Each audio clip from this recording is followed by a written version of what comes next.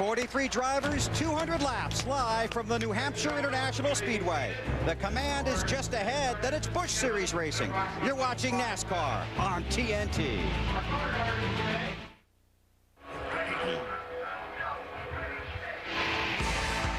NASCAR Busch Series Racing from New Hampshire is brought to you by Smooth Busch Beer and Easy Drinking Busch Light. Busch, the proud sponsor of the NASCAR Busch Series. By Goodyear Assurance, featuring triple tread technology. And by Reese's Peanut Butter Cups. Get lost in a Reese's.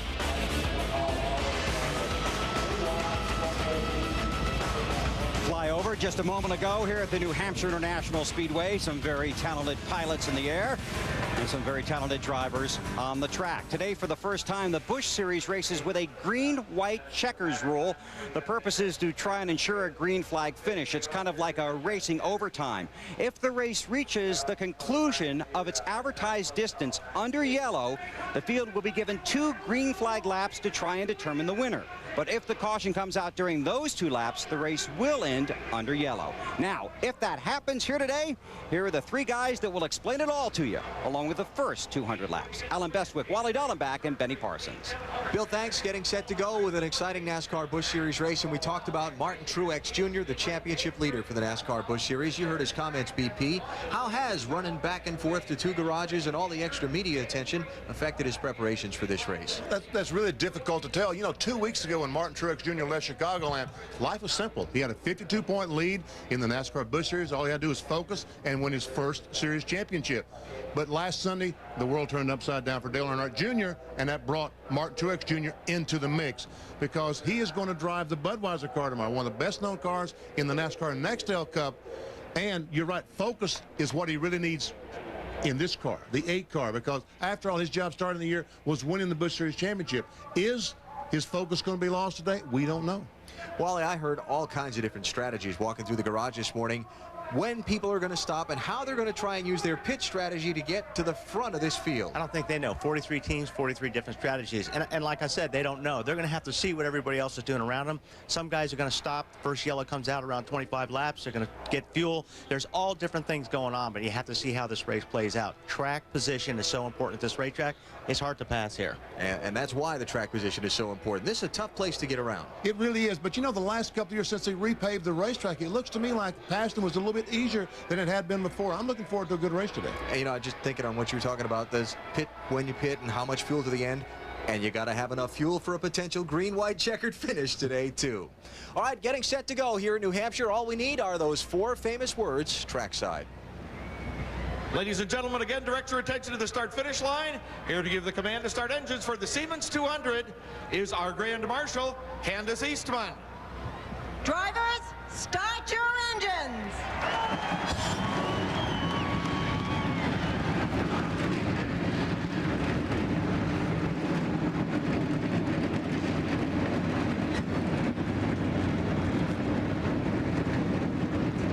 17 races here at New Hampshire International Speedway for the NASCAR Busch Series. 17 different faces in victory lane. We'll see if it's 18 at the end of the day.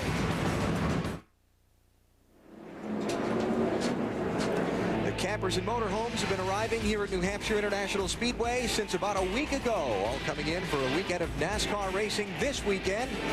The second of the triple header of days of racing, and it's the NASCAR Busch Series taking to the track for 200 laps of competition on the Magic Mile. Busch Series championship standings after 19 of 34 races. Martin Truex Jr. and Kyle Busch appearing to be the 2 drivers that are going to fight it out for the title down to the season finale in Homestead, Miami, Florida. Pretty fair assumption. Jason Keller in third, 359 points behind. And now our Castrol starting lineup for today's NASCAR Busch Series race. Jamie McMurray driving for Rusty Wallace. First Busch Series pole. Tried to score a win for Rusty's Busch Series team in their first season of competition. Watch out for Joe Nemechek, former winner here. Bobby Hamilton Jr. is going to drop to the back. Engine change on the 25 car. He'll be fun to watch coming through the field. Now we go back to row 4. We see Kevin Harvick on the inside of that. Let's try to talk to Kevin. Kevin Harvick, Benny Parsons, you got me? 4, BP.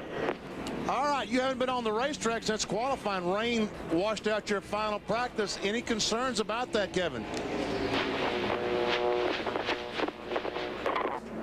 Somebody else wants to talk to him at the same time, I believe. All right, let's try that again. Concerned, it's you know, there's not been any final adjustments made. We made it off the first part of practice, so we'll just hope that our first practice was good enough and adjust from there. All right, good luck, Kevin. Benny. Yeah. Kevin Harvick going to start in the 7th position. A little guesswork going on in those cars today, Wally. Yep. Throwing the dice. And you see the drivers who failed to qualify. And again, moving to the back, Bobby Hamilton Jr. And he's back there, if you noticed, with Greg Biffle, who crashed on his qualifying lap.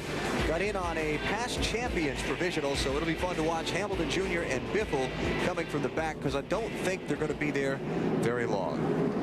Stories from pit road while the cars are on their parade and pace laps. Matt Yoakum, how about leading us off? Jason Leffler to 00. Now, he's competed in New Hampshire in 3 of NASCAR's top series, Cup, Busch, and Trucks, but combined, his best finish here is 24th. Jason told me he feels like that stat will change, and change in a big way today. They planned for weather. They were glad that final practice was rained out. Their race car very, very stout. Dave? Matt, in qualifying yesterday, Greg Biffle was the first car to take to the track. But because of this incident on his qualifying lap, he will have to start in a backup car, and he will be one of the last cars to start this race. Rain prevented a final practice session late yesterday, meaning that the backup car will see its very first fast laps when the race starts. No doubt these guys will have to make some adjustments as the day goes along. Marty Snyder. Well, Dave, as Alan mentioned, Bobby Hamilton Jr. will have to go to the back of the field because of an engine change this morning. This is the 4th time in the last 5 weeks the 25 team has had an engine problem. They're hoping they don't have one again today, but they did catch it in happy hour, actually in qualifying yesterday. But Harold Holley told me this morning the car is plenty good enough to come to the front. Things that concern him: very hard to pass here at New Hampshire, and this is not a long race. How he's going to get to the front, track position decisions on pit road. Maybe 2 tires, maybe no tires at the end of this race. Tire wear is excellent. We'll see a lot of that strategy on pit road today. Alan. Yeah, Marty, I think you can take any kind of strategy you can dream up in a race, put it into a bucket, shake it up, and throw it out on the table, and we're going to see it today. Well, those guys right there in that 25 car, they're going to do whatever they can, the quickest pit stop they can make, fuel only, whatever. That's how they're going to get that track position. A little over $1 million on the line for the 43 teams in today's race. You see the pit window, and in my opinion, that 100 number on the end of that is with the help of some caution laps. Well, I talked to some crew chiefs in the garage here, engine builders in the garage here this morning, and a couple of them said they could easily make it to 100. Again, I question that, but oh yeah, no problem. Well, sometimes that now no problem when you run out of fuel with a couple of laps to go. And you gotta leave a couple extra laps in the tank in case we get the green, white, and checkered today. Because the race is 200 laps. If the caution flag comes out on 197, it could be 205 laps. Overtime. All right, here we go. Good crowd in the grandstands. Cloudy, overcast day, but the fans are here nonetheless, as always, at New Hampshire International Speedway. And Jamie McMurray leads the field with a green flag. Hornaday is just forcing his way to the bottom of the racetrack. And he is going for the lead off, too. Woo! Already there's contact. And you got to be careful right now because a lot of these cars have very low tire pressure. So, boy, that was aggressive move to the front by Ron Hornaday in that 2 car. Yeah, they cost him. Yeah. Hornaday in the 2, McMurray in the 66, Jason Leffler in the 00.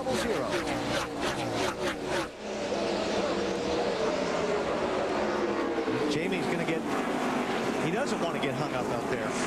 Wow, the 20 car really got loose. Mike Bliss. Wow.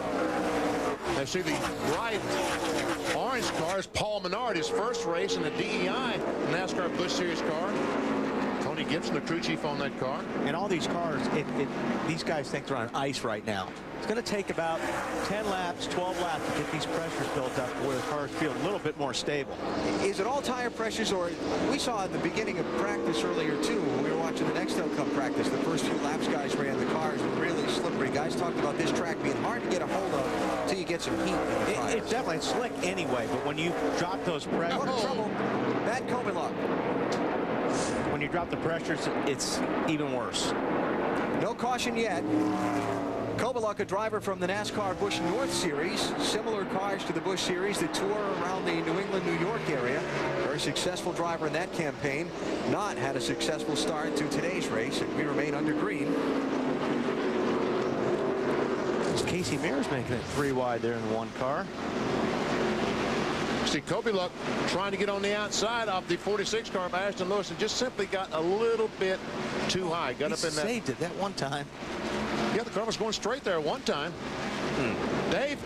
Well, it's a shame for Kobieluk, too, because he has a lot of laps here in the Busch North Series. I talked to him just before the race. He said the one thing we want to do, stay in the groove, stay on the track, and don't make any mistakes. Just stay in this race, and obviously they did not. Well, he's back in 43rd position. He is on the lead lap. Boy, Kyle Busch in that 5-car looking strong. Passing on the outside, going down into turn 1. Took the spot from David Green. A great qualifying run for Hermie Sadler in the 0-2 car. Qualified in the 12th position. This is Martin Truex Jr. trying to take 7th spot away from Paul Menard. Truex Jr. in the 8 moving forward. And he talked about Menard in the DEI car. All right, now, what color are we going to call that car? I just call it neon. Is that right? Close enough. And look at Truex Jr. We worried about his focus. Doesn't seem to be a problem as he just simply drives by the 87 of Joe Nemechek in the corner. He didn't set him up, do anything. He just drove by him. And that's not easy to do. Oh, drive by man. Joe Nemechek like that. Impressive run by the A car, Truex Jr. Nemechek must be struggling because he's obviously sliding way up the racetrack. He's going to lose another couple spots here possibly. Casey Atwood on the move in the 14 car, looking to try and get a spot under Menard. Here's Kyle Busch coming into the picture in the 5. And by the way, nice suggestion, highlighter yellow. Highlighter yellow. Looks like Joe maybe a little bit loose getting into the corner. Matt, what are they saying about the 87? Is he loose? Well, he is loose on entry. Yes, sir. That's what it looks like. You can see when he drives down to the corner, he's not turning the wheel. He's really driving straight. Because he's afraid, because the front tires have more grip than the back tires on his car. If he turns the wheel, he's going to spin out. Yep. It's Casey Atwood in the 14. Good qualifying run for that team. Started 8th. The Navy-sponsored machine after a season's worth of struggles. Trying to get up there and have a good run. This has been a good track for Casey as well over the years. He's got a couple of top 10 finishes here. And that's what I talked about at the opening. This has been the last year or so a very competitive racetrack. We see these guys have run now a couple laps side by side. Wow, those front ends dive when they jump out of the gas and jump on the brakes to slow down for these corners. Matt, what are they saying about the 11 car Menard? Well, VP, it's been a very impressive weekend. A good, solid qualifying effort by Paul Menard right now, trying to get his rhythm, trying just to work on that race car. He came here back in 1996, his first time at New Hampshire, but that was to watch his father's IRL team. Crew chief Tony Gibson told me today the biggest thing is log laps and just learn. Menard, a 23-year-old from Eau Claire, Wisconsin. The name Menards, if you're in the Midwest, familiar to you. It's a home improvement chain of stores. Casey Atwood kind of forced the issue. Yes, he did. He got on the gas and kind of let her go. Uh-oh. Smoking. Biffle smoking that right front tire. Looks like he might have made contact with another car and pushed the right front fender in against the tire. I've seen him do that a lot lately. Todd Bodine, he's trying to pass in 31. And they will be racing for 22nd place. Sounds to me like NASCAR officials. We got a tire up, guys. That's Brad Parrott, the crew chief. Overheating, it doesn't matter. Monitoring NASCAR's race control channel. Their spotters are looking at that as well and trying to make sure the 60 team is well aware of what's going on their race car. Another guy driving is well aware. Because you can smell that tire smoke. It comes in the cockpit of the race car, and it's know exactly what it is. The odor is unmistakable. So Biffle back in 22nd place. He started 43rd. He's trying to pick his way toward the front. Up front is Ron Hornaday. Took the lead away from pole sitter Jamie McMurray on the first lap. He paces the field. My name is Evil. National Speedway, NASCAR on TNT with the NASCAR Busch Series. About 2/3 full today, the grandstands. Tomorrow, every single one of those 91,000 seats sold. They'll be full. This track so well supported by the New England fans since its opening back in 1990. Here's our Stacker 2 NASCAR Busch Series track fact. Drivers scoring their first win of the season have done so in 6 of the last 7 New Hampshire NASCAR Busch Series races. It's been a good place where if you've been fighting it during the first part of the year to kind of break through and get on a run for the summer months. But Hornaday in the 2 car has won already. Won at Milwaukee. Jason Leffler has won already. Well, maybe it's not their day. Well, but you got McMurray back there in 3rd, Mike Bliss in 4th. Okay, we'll see. As we check on our race leader, Ron Hornaday took the lead on the first lap from pole sitter Jamie McMurray. He's working his way now through the tail end of the field. That's Matt Kobieluk, who spun earlier in the 40. He's been put a lap down. Gus Wasson in the 10, going a lap down. Jason Leffler in the 00 is hanging right with Ron Hornaday as they pull away from some of the traffic. Hey, Marty, what's going on with the 25 car?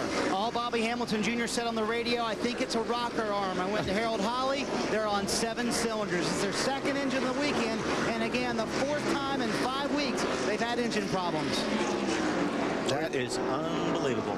We heard Hamilton Jr. say when they had their problems early in the Chicago race, there goes our championship hopes. If they have another engine problem today that knocks them out of the race, there does go any hope they have in the championship. It's David Green in the 37 car trying to get by Paul Menard in 11. Ooh, rubbing on him. 13th. And here comes Johnny Sauter in the 27 car. Remember last year, folks, he drove the 43 car and was very, very fast. By far the fastest car here. Did not win, but he ran so fast that everyone thought he would have to be cheating, that he'd done something with the tires. He came through the field, took the lead, went down pit road just after taking the lead for a green flag pit stop, came back out on the track, and the caution came out and caught him a lap down. Came back through the field again and was in position for a decent finish when he got involved in a little tangle, but what was it? They took his tires at the post-race tech and sent him off to a lab to be tested, and everything came back clean. He was fine, just fast. But he was so fast, the competitors said, there's no way. He has to be cheating. He was so fast. But here he is. Pretty quick today. Say that. You get blown away that bad. They're cheating. David Green is in 13th in the 37. 27 and 11 are racing for 14th. And we move ahead to Kyle Busch in the 5. Moving ahead a spot. He takes over the 8th position from Joe Nemechek. That's Nemechek in 87. Kyle Busch in 5. He's been passing cars on the inside, the outside. That car looks like it can go wherever he wants it to. Of course, Kyle's 2nd in the NASCAR Busch Series Championship to Martin Truex Jr. Truex Jr. running in 6th right now. Well, Marty, what are they saying about Greg Biffle's car? Well, it seems like the tire up's not bothering him very much. He was pretty calm on the radio, but I would wonder, Wally, as a driver, wouldn't that worry you? It is a right front tire up. He didn't say who he made contact with. All he says about the car is it's terribly loose in and tied off.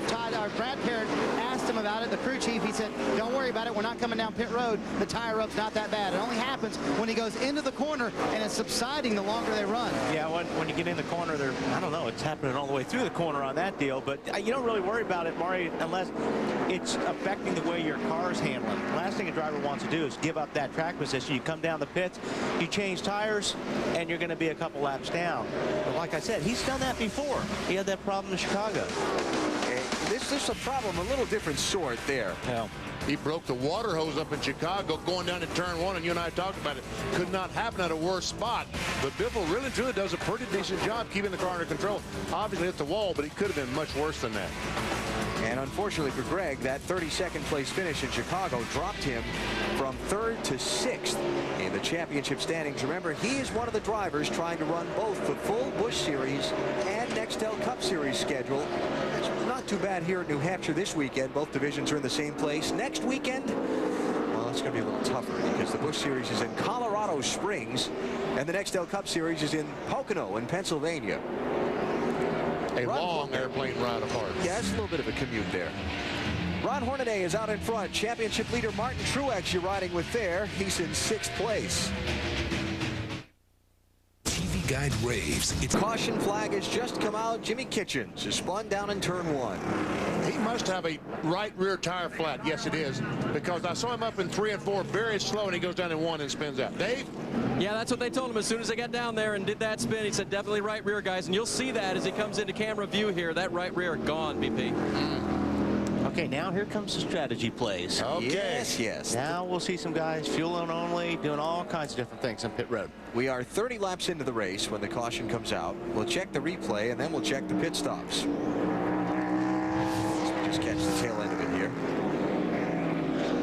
very slow, lazy spin going down in turn one. Actually, they turn really, really well without a right rear.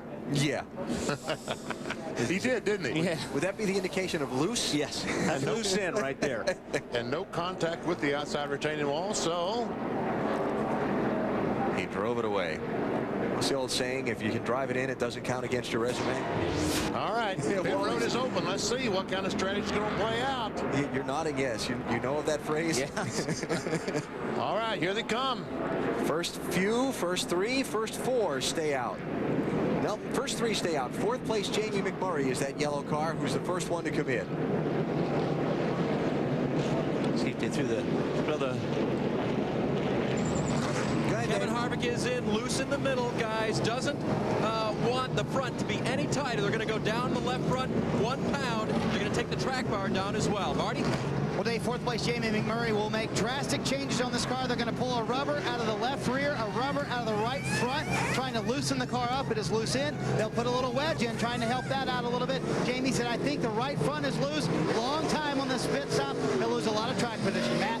Joe Nemechek, we told you earlier in the 87 car, it was jumping loose on him. They made a 2-tire change, right sides. They made a wedge adjustment to try to tighten that race car up. Marty, I see the hood up on the 25 car.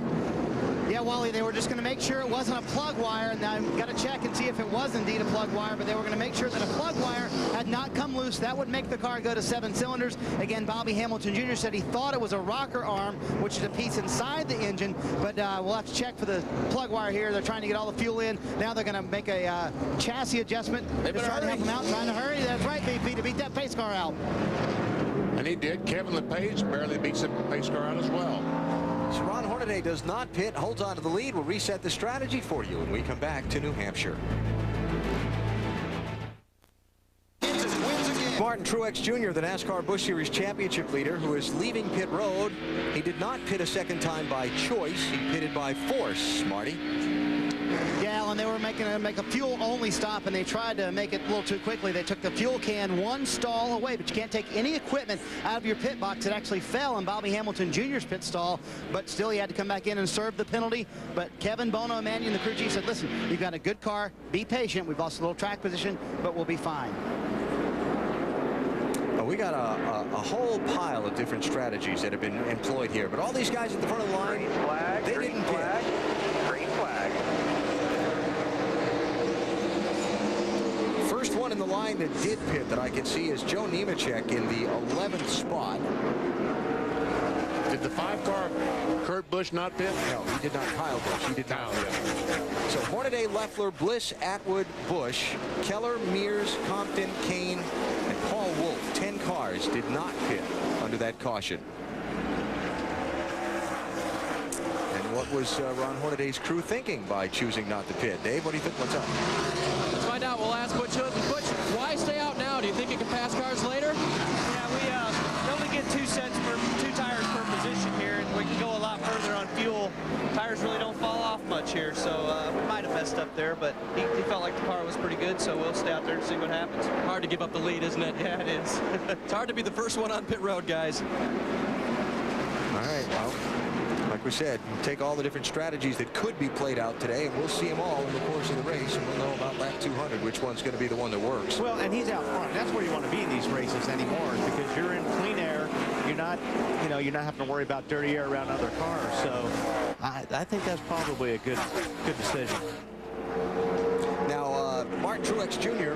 is back in 25th place after the extra pit stop, so he's got some traffic to work his way through to get back into contention. And there he is right there trying to pass Todd Bodine for 24th. That is Remember who you're racing right there. It's a Bodine still outside. Oh. 6 seconds behind the leaders.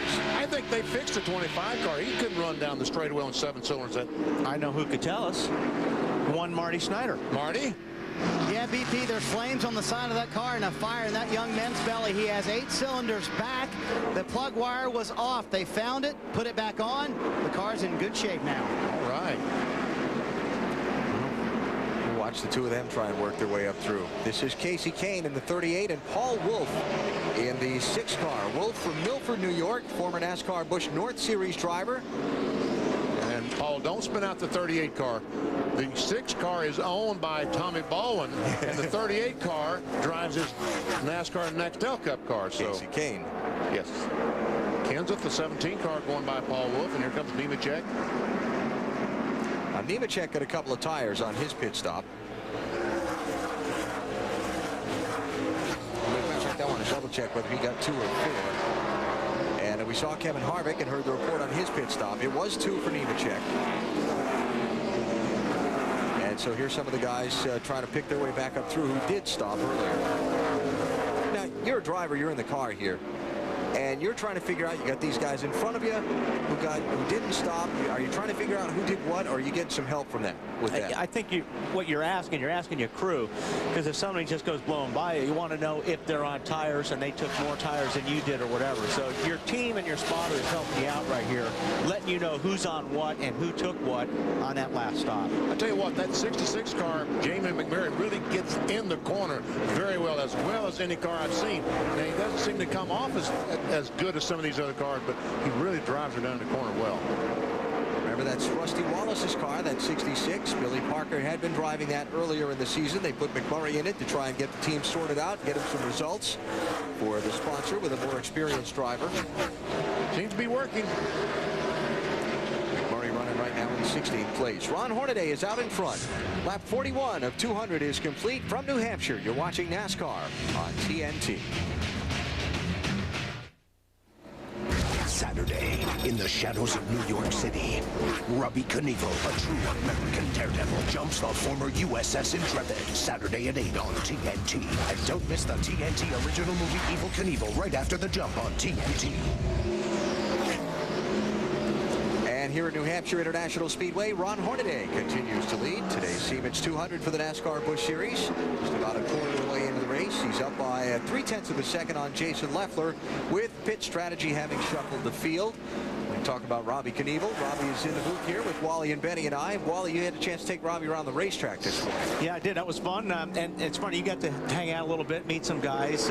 You can see how the Knievels have influenced a lot of us. A lot of us have seen your dad and you jump. I got a broken collarbone from trying to fly, too. Don't blame me. Yeah. I'm blaming my dad for everything. Yeah, all of us tried jumping something, doghouses, cars, creeks, and we've all fallen and moved on. But you got a big day coming up on Saturday night. That's going to be really a lot of fun. A lot of crazy things going on these days, especially that ride you took me in this morning. That was fun. That was a good time. But, hey, we had to get you up that early. I'm doing this. I wanted to do a jump right after 9/11, but it was too close for me to take off, risk my life right after everybody got killed. Right. So this dedication, it's good timing. I'm going to jump World War I and II planes on the USS Intrepid. It's the biggest airspace museum in the world, and bring attention to it.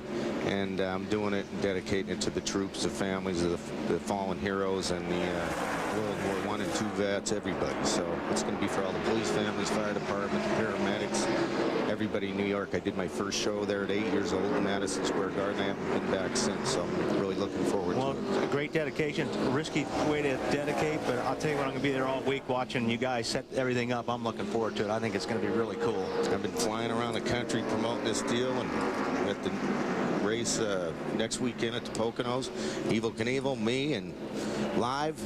Can't beat it. Better than that. That'll be fun. Thanks, no man. drama. Is there any way we can take you to put Wally on the back of the motorcycle and just scare him? No. Yeah, I don't blame you. It's scary enough just being in the booth with you, Alan. I don't need any more. Robbie, thanks. Thanks, you guys. Robbie Knievel here with us in New Hampshire. Jason Leffler in the 00 trying to close in on Ron Hornaday lead. Matt, what's up with the 00? He closed to about 0.2 of a second slower than Hornaday, but now it's kind of inched back out to about 0.4. Now, his spotter, Eddie DeHunt, was telling him, whatever you did down in turns 3 and 4, keep doing it. Your line looked awesome, and that seems like where you're really seeing the gain on the 2 car today.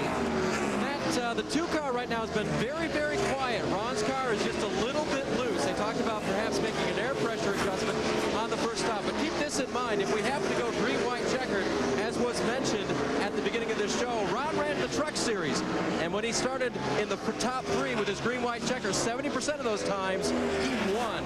Just keep that in mind if we get down to a little drama at the end. Ron's pretty good at restarts. He works hard at it, and he does well with it. The king of restarts. Talking about Ron Hornaday in the 2 car. Now, if you're Hornaday's team or Leffler's team or some of these other guys, and you chose not to pit on that caution at lap 31, what's the point you start to get nervous waiting for another caution? Lap 75 or so? Right now. Now? Yeah. You're looking at the guy in your mirror and you're going, sure could use a yellow right now because your car's going away and you're wanting to get in a pit lane. There's a race for 11th, 12th, 13th. Paul Wolf in the 6th. Wow, he really slid up there in the center. Was 11th. He's now 12th. Stremmy's now 11th. And Jamie McMurray, we heard during commercial break from pit road. Remember we talked about him fearing he had something wrong with the car in the opening laps. Marty, what'd you find out?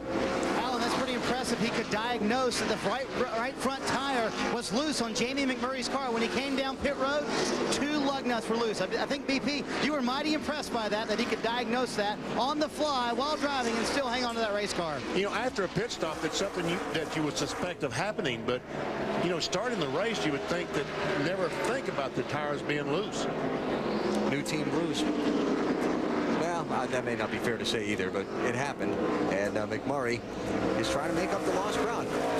If you watch him, you're going to say the same thing I was? That's the first car I've seen under the yellow line here. He's been doing that for about the last 10 or 15 laps, trying to pass people. If you're going to pass him, you got to run where they're not. Let's look a little farther ahead. Matt Kenseth, speaking of trying to pass. 17 car working on Johnny Sauter in the 27. That's for 8th place. And we talked about Johnny Sauter and how well he ran last year. And he moved up to the 8th position rather quickly. But looks like right now the car might be struggling a little bit, talking about the 27, to find some speed. He's certainly not as fast as Hornaday now. And not as fast as Matt Kenseth as well. Hey, see Matt Kenseth out here running this race today after everything that's been in the news for Dale Earnhardt Jr. this week. The subject of risk versus reward, what drivers gain by running these extra races on Saturday or wherever else they might be versus the risk of being injured and missing out on their primary duty, which is the Cup car on Sunday. Most of the drivers I talk to say, I accept the risk for the rewards you get back. I just want to race. And I think most everyone feels exactly the same way. And I don't think you can live in a bubble, you know, because they got to go to and from the racetrack, to and from the shop. All those things are dangerous. And this helps, though, for getting the rewards on Sunday. When you race the Busch race, you're learning the track, you're learning what different change is going to help you for that Cup car on Sunday. There was someone prompting me to say it's a little more dangerous to drive on the racetrack than it is on the highway, but I've ridden next to Wally before. I'm not going there. Me? Yeah, you. This is David Stremme successfully holding off McMurray for 11th spot for now. And continuing to track Ron Hornaday, the race leader. Coming up on 60 laps. And he is out in front, not having yet made a visit to pit road.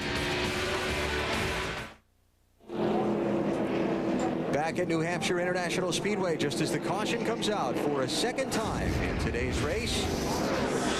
It was David Stremme who ran into problems in the 32 car. He made some contact, and he's got a fire under the car. Some of that rubber has gotten so hot under there that it's on fire. So interesting. The 66 car, McMurray, goes down in the corner, gets loose, and when he goes up to save it, he runs into the left rear of the 32 of Stremme. And that caused the left rear tire to go flat immediately. And he still hasn't pitted. And the casing wrapped around the axle, and that's what's probably burning under there, you think? Yeah, no brake lines, body damage. Not too good. Not too good. Looks cool. Yeah. Bring it in, David. Yeah, I think right now would be a good time to bring it in. Get the fire extinguisher, get everything ready. Bring the car in and install this time. He's leaving fire on the racetrack. He's trying to stay on the lead lap. I don't think it's going to matter. They got a brake line they've got to fix, I'm sure. And Got a little small fire. Don't put any fuel in it, Randy. Good idea. And NASCAR had just before that, NASCAR just radioed down to the official in the pit. Don't let them fuel that car until they get that under control. Yeah. I think they've got some work to do. Yep. That's too bad for Stremme. He's had kind of a run of bad luck here lately. Had finished at 28th at Daytona, 34th at Chicago, and now some troubles before halfway. Put the fire, no. Put the fire out first. There you go. Thank you very much. Ooh. Oh my goodness! I thought he was going to plug in the gas. after all that, can he get the left sides changed before the pace car comes around and laps him? They still got problems there. You see the fireman jumping back. They're going to lose more than a lap, I believe. Yep. Okay, here come the leaders. Matt, go ahead. Jason Leffler started third, currently second, so the car is tight on entry and through the center when he hits the transition. It does jack a little loose. They're going to try to fix it this stop with air pressure down on the left side. If that doesn't help, air pressure next stop on the right front, Dave. Leader Ron Hornaday in for 4 tires and fuel. Going to take some air pressure out of the right rear, just a little bit loose. He goes a little slow now. Having trouble on the left front. Drop the lug nut. Marty? Hey, we're seeing pit strategy everywhere. Casey Mears having a nice top 10 run, 4 tires. His car was just tight a little bit. Pulled a rubber out of the left rear. I think a lot of guys took 2 tires, though. Yeah, there's a big charge off the pit road that's going to really jumble up the running order for this one. And a few guys that did not pit under this caution as well. Ron Hornaday with the slow stop is going to put him back in traffic after leading about all of the opening 65 laps of this race. We'll sort it out when we come back. From New Hampshire, you're watching NASCAR on TNT. Wherever you go, you've got NASCAR news, stats, and live racing. The edge of the White Mountain Range of New Hampshire. It's New Hampshire International Speedway, opened in 1990 on the site of the former Breyer Motorsports Park road course. And they pack them in here twice a year for the NASCAR race weekends. Today, the NASCAR Busch Series. Tomorrow, the NASCAR Nextel Cup Series. You're seeing them both live here on TNT. A lot of strategy played out on this caution flag. Here's your race leader, Mike Wallace. We ride with him. He did not pit, so he takes over the top spot. Saw Ron Hornaday in our Aaron's pit summary. Saw him have the long stop with the lug that dropped off on the left side. And Mike Bliss had the best stop of all those guys. Came in third and comes out 7th. And with fresh tires, could be a factor. And that would be one of those guys looking for his first NASCAR Busch Series win of the season. There you go. First NASCAR Busch Series win, period. Back to our prior track fact. So Mike Wallace is the leader. Paul Wolfe is second on the racetrack. He came in a lap before pit road was opened, and we're waiting to find out where he is going to restart. Greg Biffle is third, and Jamie McMurray is back up to fourth. He started on pole. This was the first lap of the race. Hornaday in the 2 car, who started outside. They make contact off 2, but Hornaday gets that preferred position, takes the lead, and led until this made a pit stop just a few laps ago.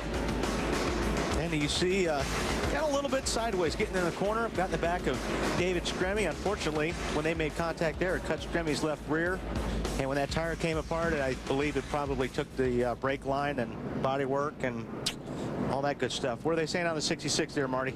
Yeah, Jamie's got a sense of humor at least. He just came on the radio with the guys and said, you know, it's been kind of a fun day. It's been interesting at least. Remember, they did not take tires this last time. That is why they are in the 5th position now. They have only 1 set of tires left, but they're kind of on equal footing with everybody else. And all things given, their car's been pretty good. I think you've talked about it a few times today, Wally. It gets into the corner better than most of the cars out here. Yeah, it looks really good.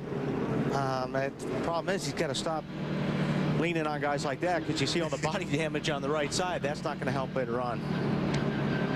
Track Pass, NASCAR.com's live race application, has an interesting offer for you. Your first month of Track Pass for $1. That's almost free. Almost. NASCAR.com. Find out more. So we talked about the first few guys that did not pit. Mike Wallace and then Paul Wolfe. Then you've got Biffle, McMurray, Harvick, David Green, all on fuel strategies that are out in the 3rd through 6th positions. Then Mike Bliss, the first one off pit road with 4 tires in 7th spot. And we see Paul Wolfe on the right, the bright olive green or whatever car, waiting for the field to go by. He will have to start at the rear of the field. His penalty for pitting too soon. Came in before pit road was open. So Mike Wallace, and we've seen this movie before, playing a little strategy for track position. Green. Wallace, of course, a popular winner down at Daytona, when basically the leaders in front of him crashed on the last lap. Wow. Right around the outside, BP. Take that. Pretty strong. McMurray's going to try to do the same thing. He's got up in the marbles a little bit. You see Biffle in the 60 car kind of working that wheel back to left to the right, trying to get the tires cleaned off. Well, McMurray said, I don't know. Maybe I'll try the inside. Well, that didn't work too good. Last race for the NASCAR Busch Series at Chicago. Remember Mike Wallace playing his strategy right, leading when the white flag waved, and then he promptly ran out of fuel. Yes. I talked to Tony Lambert, the crew chief, on that 4-car this morning, and they changed the vent hose back in their car because they felt like that after they fueled the car the last time and left pit road, they lost enough fuel out the vent hose to have made that other mile he needed to. Here it was at Chicagoland a week ago, or 2 weeks ago now it was, at open week last week. That's Justin Labonte, who was able to take advantage when Mike Wallace ran out of gas, and Labonte en route to his first NASCAR Busch Series win. And doing like old dad, no burnouts, anything like that. Just like his father did when he won the Southern 500, grabbed the checkered flag from the starter and made a good old-fashioned victory lap around the racetrack. And right now, Justin Labonte is running 25th in the race here at Loudon, New Hampshire. Talked with Terry. Proud day for him. He said his father, Bob, Justin's grandfather, when Terry talked to him after the race by telephone, first words out of Grandpa Bob's mouth were, "I knew that boy could drive." Now Mike Wallace trying to hang on to second spot under some big pressure from Jamie McMurray as Biffle has sailed off into the distance. Talking about Justin BP. There he is, back in, lost another spot. Marty? BP, the sport has an amazing ability when you're, on top of the earth to put you right back down, doesn't it? That's exactly what happened to Justin when he came here this weekend, and there's trouble on the racetrack, Wally. That would be Tim Finois in the 12 car, and the caution flag is out. And he will not be very happy with one Paul Menard. No, he will not. But fortunately, he did a 360 and did not hit anything, so only lost a couple of spots, and so maybe all that anger is for nothing. Probably flat spotted him, Gary. I'm going to say he lost a little rubber, too. They feel flat spotted, Tim. A lot of smoke. I don't think it's flat spotted. Talking about the tires, once these tires stop and spin across this asphalt, it will just grind them off like a grinder, and they call that flat spot in the tires. But if you stay in the gas, it's not as bad as if you jump on the brakes. There we see the neon car of Paul Menard going up, get in the back of Timmy Finois there. Oh, and your championship leader Truex sliding by to the inside. Looks like he kept the tires rolling. Yeah, I think he may be okay. Maybe flat spot of the rear is just a little bit, but well, you could see Menard really dive on the brakes there when he realized he was running up on Finois' back bumper. Nice save. Nonetheless, third caution is out in the Siemens 200 at New Hampshire International Speedway on TNT. Did he do the crime? Right there in black and white. He was murdered. Law and Junior's car at New Hampshire International Speedway, and the cause of the third caution of the race. We look ahead. That's Paul Menard in the bright yellow car. And then we hear Jerry. Watch the spin in front of you. Watch the spin. Nice, clear high. Caution's out. Caution is out. Nice job there. Joey Meyer, the spotter, warning the driver.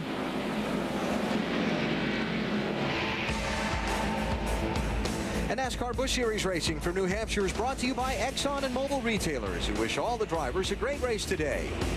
By Trim Spa X32, your dream body diet pill. Trim Spa BNB. And by KFC's $4 meals. 3 tasty meals complete with 2 sides and a biscuit for only $4 each. And so the reason we are under caution for a third time. Only a few pit stops under this yellow. Mostly guys, because of the limit NASCAR places on tire usage, just taking on fuel, making adjustments to their cars. Mark Truex Jr. back in 20th position. Championship leader. There's Kenny Wallace.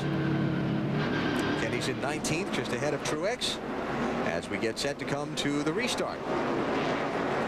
And we talked about Greg Biffle, the leader of the race, as he comes down and waits for the green flag. Okay, restart. Green flag. Again, Biffle started last in this race. Jamie McMurray with a big block on Kevin Harvick. And it worked. He's able to maintain that position, but gets a great run on Mike Wallace. Takes over second spot. Remember, Wallace did not pit when all the other front runners did to get fresher tires back at lap 66.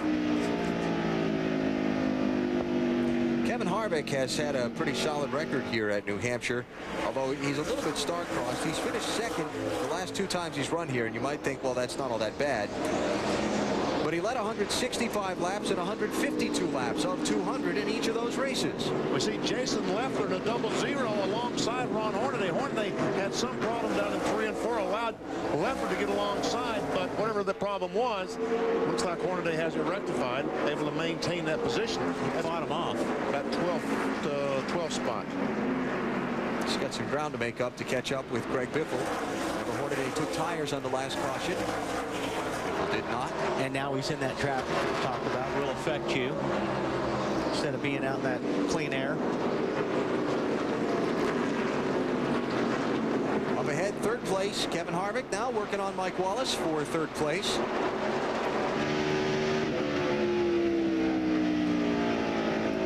Harvick's just with the 1 NASCAR Busch Series win so far this year in Las Vegas. I think this goes back to exactly what you talked about at the very top of the show.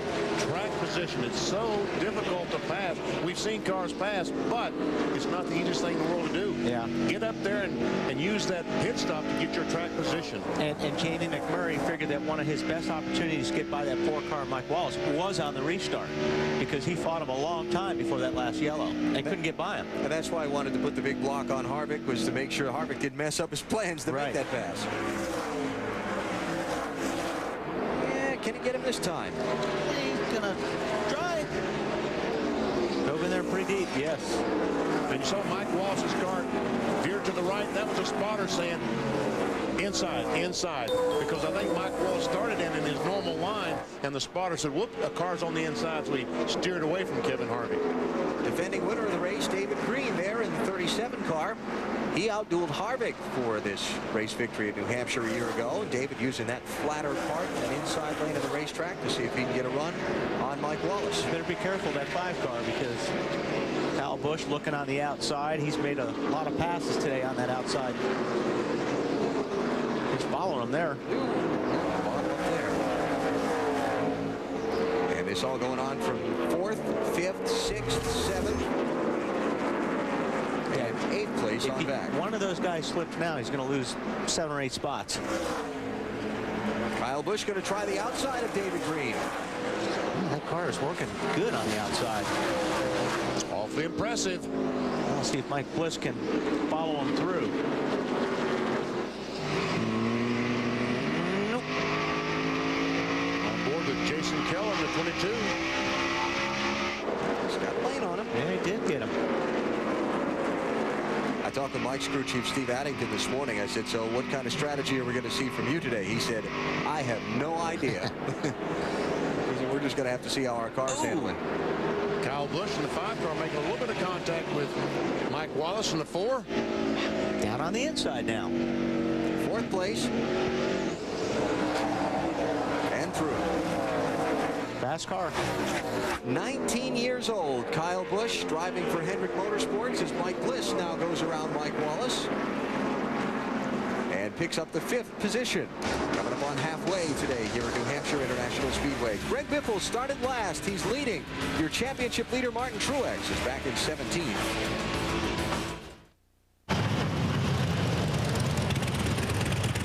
Flag has just come out here at New Hampshire International Speedway. Okay, we're at 90 laps, BP. What do you do now? You can't make it the rest of the way, I don't think. No.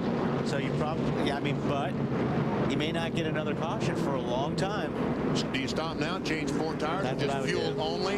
Yeah, that's what I would do. 30, 40 laps to go? If I was going to gamble, I'd put the tires on now and do exactly that. Caution for debris on the racetrack. And race control deciding that the field needed to be slowed to pick it up. Marty, did you have something for us? BP? Yes. I was going to tell you that Greg Biffle, the leader, is going to stay out, but they're not getting as good a fuel mileage as a lot of teams on pit road. So I don't, do you roll the dice if you're like a Richard Childress Racing team, who was one of the teams that said they could possibly go 100 laps? That's a big gamble, though, BP. It really is. But you like gambling. All right, Mike Wallace comes on to pit road. I can pretty much guarantee you he's not stopping the rest of the way. We'll find out when we come back to New Hampshire.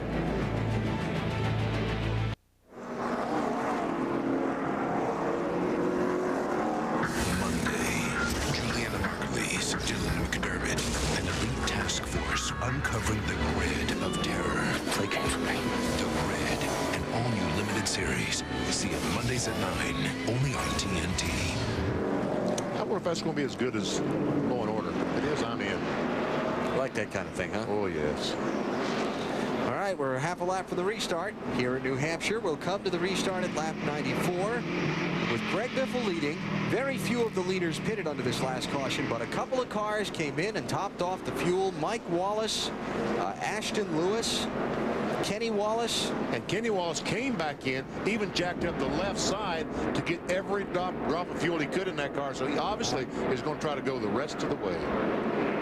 Great flag, great flag.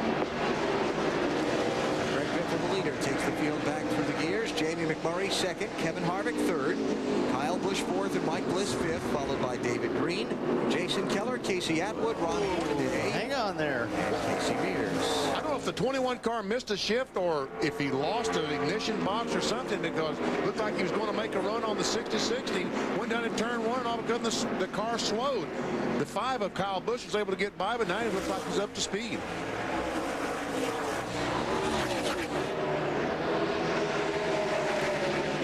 Kind of jammed up the pack here. Oh man, and they are tight. He needs to get in front of Keller there in that 22 car, or he may lose a few more spots. Oh, Hornaday in the wall off turn 2. Hold on to it. Whoa, and he gets hit again. Casey Mears in the one, and he's going to hit Casey. Clunk. NASCAR race control asking the officials to settle the drivers of the 1 and 2 automobiles down. Dave, what happened to 21 on that restart, you know? Well, they are not sure, BP. With 1 to go, Kevin reported in he thought he may have a flat tire. He had been reporting that his car was still way too loose getting into the corner. He said it was like the back was passing the front, so he's been having trouble with it. Not sure, and they don't know what happened on the restart. And he just slipped there again just now, Dave. And here comes Mike Bliss to his inside to try and get 4th spot away. Kyle Busch, after passing Harvick, has left him. You see, he's not even in the picture. Yeah, Kevin's going to be a little bit careful right now. He gave that spot up to the 20 car of Mike Bliss. I think he wants to feel that car out for a few laps. Caution's out. Trouble in turn 1. Matt Kovaluk again. And he just was awarded the Lucky Dog Award on this last caution flag to get back in the lead lap. But this looks like it's a little, uh-oh, we got some fire. Matt, jump out of there, Get out of there. I'd pull forward first so he can jump out. Man, it looks like the fire now. Maybe that fuel extinguisher in the trunk worked, because it looks like the fire subsided.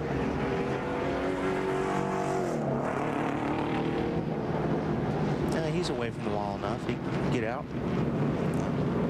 I don't think he had any idea it was on fire either. See how fast those guys got there? Oh, that's awesome. You know why? Yeah. Last year at this very racetrack. That's right. In the NASCAR Nextel Cup race last year, Dale Jarrett's going off turn 4 and was sitting in the middle of the racetrack. And when all those cars came charging back at him, it looked so dangerous that NASCAR officials said, and I think wisely so, we need to stop this. No more racing back to the caution. Just think about some of the things that have happened in the last year. You see the safer barrier there to the right. No more racing back to the caution. Today we could possibly have a green-white checker finish. Let's go back and see this Hornaday deal. See him getting off of turn 2 there. Gets up in the wall. Now Casey Mears is in the 1 car, the yellow freight car right there. Now he just turns down underneath Hornaday, and it looks like 2 cars just trying to get to the bottom or keep driving down. Ooh. And then the 1 car decides, I think I'll go up and hit him. Man, don't pinch me off. I'm going to need that angle into the corner. And this is what happened to Matt Kovaluk. Oh! Ashton Lewis going in the corner makes some contact with Kovaluk, and Kovaluk looked like he drove down on top of Ashton Lewis on that deal. let's see, on board with Kenny Wallace. Right in front of you, Cologne. That away. Did that change your opinion any? As long as we have race cars on this kind of, on oval tracks, we're going to have those kind of crashes. What's up with the 60, Marty? BP, he decided to stop. Brad Parrott said, let's come down pit road now. Let's get our 4 tires now so that at the end of the race, we do stop fuel only at the end of the race. So that's their strategy, and they're sticking to it. Nobody else came down pit road with them, though. We were only 1 yellow off. Yeah, that's exactly what we said we would do. 10 laps ago. Well, there were a few others that did stop under this caution. Jason Leffler, David Green, Matt Kenseth among them. We'll recap it for you and have the restart when we come back to New England. My name is Evel Knievel. Continuing down inside of turn number 1. NASCAR on TNT comes back live to New Hampshire International Speedway. Matt Kovaluk's car being loaded up on the rollback and some of the debris being removed from the racetrack so we can resume competition here in a moment. Talked about the reason that there is no longer racing back to the caution flag happening here last September. Yeah, this is a scary deal. Watch Dale Jarrett, the 88 car. He comes off the 4, he hits the wall, and he stopped. Now, it used to be he used to race back to the yellow. They're all coming out of 4. Watch this. They're racing as hard as they can, and he's sitting there in the racetrack, dead in the water. Somebody would have hit that car, it would have been huge. And again, we looked at that, NASCAR looked at that, and they once again wisely said, let's stop this. Yep. And just, we'll freeze the field when the caution flag comes out. And that's exactly what they're doing. So we see today when Kovaluk had the crash in this car, the safety crews was able to get there 20, 30 seconds faster than did last year. All right, let's set the strategy for this race. Jamie McMurray is the new leader after a half-dozen cars pitted under this caution. Marty? Well, if nothing else, it's been an eventful day, Blake Bainbridge, but talk to me about the pit strategy. When do you have to come down pit road, and how long can you stay out there? Well, we need to come in and start looking about 111. We're just trying to ride it out to the next caution. He says the car's pretty good. We're just going to make some final air pressure adjustments. We got all our major stuff done earlier in the race, so it should just be 4 tires and gas. Jamie said he almost followed Greg Biffle down pit road. That would have been a mistake for those guys. Dave? Steve Addington is crew chief for Mike Bliss. You told Alan this morning and me this morning that you had no idea on strategy. Has it become any more apparent? No, I believe everybody's just throwing everything in the book at the deal right now. I mean, hoping for caution laps and stuff like that. We're going to wait a little bit. I think if we get tires later on, put them on this Rockwell Automation Chevrolet, we'll be just fine. I'm proud of this race team hanging in there. We've come a long way in the last 6 weeks. When do you have to pit by, Steve? Around lap 160. All right, look for it then, guys. Matt? Now, before this caution, when it came out, discussions between Jason Leffler and Booty Barker, they were about 10 laps short. They pitted anyway. Jason is now making his way to his pit stall. They're going to top this car off with fuel, and then the game plan is just to take it easy and ride at the back and see what happens. Jason not alone in topping off the fuel on this caution. Greg Biffle has been back in. Matt Kenseth, David Green. Marty? I just talked to Brad Parrott. He said we cannot make it all the way. We're going to top off here and hope for some caution laps. If they catch enough, they may be able to make it all the way on fuel, but their plan right now is that they will have to stop before the end of this race to get more fuel. Okay, about a quarter lap away from the restart. Let me reset things for you again. Got most of the cars on the lead lap did not pit under this caution. Guys who did include Greg Biffle, Jason Leffler, Matt Kenseth, David Green, Robert Presley, Ashton Lewis, and Justin Labonte, Tim Feedable also, and Casey Mears. So they've topped off the fuel. They're going to try and go the rest of the way from here to the finish with 95 laps to go. The only guy we didn't talk to was a 5-car. Matt, what about Kyle Busch? BP, on their last calculations, they need to go to about lap 118. That is their window. From that point on, they are good to go. Wow. They only run 82 laps. They must be making a lot of horsepower in that little fella. It's a Hendrick car. Of course it's making a lot of horsepower. So Kyle Busch running second to Jamie McMurray. The guys who topped off the fuel are restarting, let's see, Greg Biffle restarted in 24th, Jason Leffler 25th. And on the restart, Jason Keller had a little wiggle and wobble and gave up 6th place to Ron Hornaday. And I'm shocked that Hornaday didn't pit that 2-car on this caution as we ride with Keller, who's in danger of giving up another spot to Martin Truex. All of these guys are counting on another yellow. Or 2. Or 2. Yes. Yeah. And what I mean by Hornaday, remember he bounced off the wall and his right side fenders. I don't think that the crew knows how much damage he did to that car because he hit that wall. Going up in smoke. Mike Bliss wall. Easy. Right rear tire. Okay, well, they've got their yellow. Fortunately, they're in. Well, I mean, everybody else has got their yellow. They're guys that were close to the 111 lap. Things not turning too well, is it? Yeah. What happened to the left front fender, I think, is rubbing the tire and not allowing the left front to turn as much as you'd like for it to. Yeah, he's got a lot of problems there. Just we're talking about the, you know, when a water hose comes off. Same with the right rear. Oh, yeah. Always happens going into a corner. Oh, yeah. He was third. Screaming off into turn one when things went wrong for Mike Bliss. Right rear tire goes flat. He goes up and smacks the wall with the left rear, which brings the left front down around. And the left rear damage he could probably get away with, but that left rear damage he could probably get away with. But that left front, that was too much. Chair right to right bottom of the screen.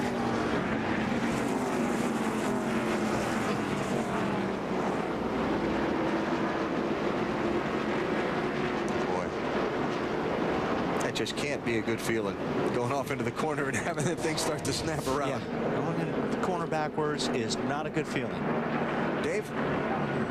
And Mike Bliss's car in now. The damage you guys have been talking about. One of the problems is whether the fuel hose would be kinked and whether they can get fuel in it. Whether the catch can man, the rear, can get the catch can in. Matt? The 5's in, Kyle Busch. They're going to go with a 4-tire change. No adjustments. As the car gets better as he runs, although it starts out loose on entry, loose in the center, and tight off. They just said there's no way we can fix that. Just keep on riding. He's down and away. To Marty. Well, Matt, they said lap 111. Well, this is close enough for Jamie McMurray's team. It'll be 4 tires. The car is now a little bit looser than it's been all day long getting into the corners. They're going to go down 2 rounds on the track bar, trying to tighten them up. 4-tire stop. This is Rusty Wallace's Nextel Cup pit crew pitting this car. A lot of cars in front of him on pit road. Jamie revs the engine a little longer on the left front than they would like. They finally drop the jack. There he goes, but he lost a lot of cars, a lot of track position. 20.2 seconds. Yeah, that's. You just got to stop and change those 4 tires in about 15 seconds if you're going to maintain your position on the racetrack. Well, we got another set of strategies for me to try and explain for you when we come back. TNT Monday, an all-new episode of The Grid. Our team is the best way to do the job. Our cell versus their cell.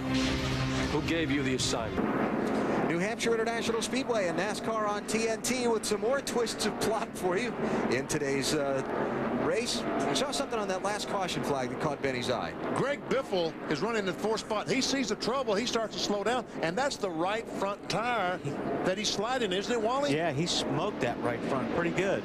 Well, what's this? He had the flat spot the tire. One guy had trouble there. I can't tell who it was, about 4th in line, and it just accordion all the way back.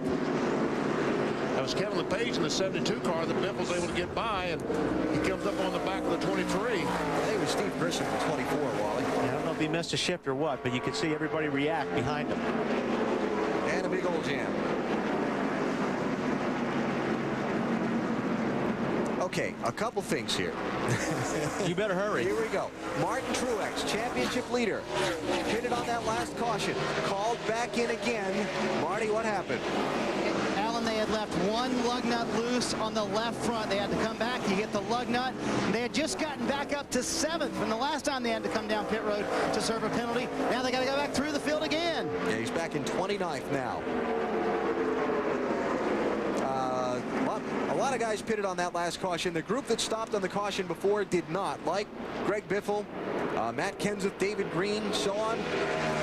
Kenny Wallace, Joe Nemechek did not stop. Nemechek last pitted at lap 66. So we haven't seen the last of him on pit road today. Kenny Wallace, though, we all feel pretty confident he's trying to go to the finish on fuel from when he stopped at lap 91.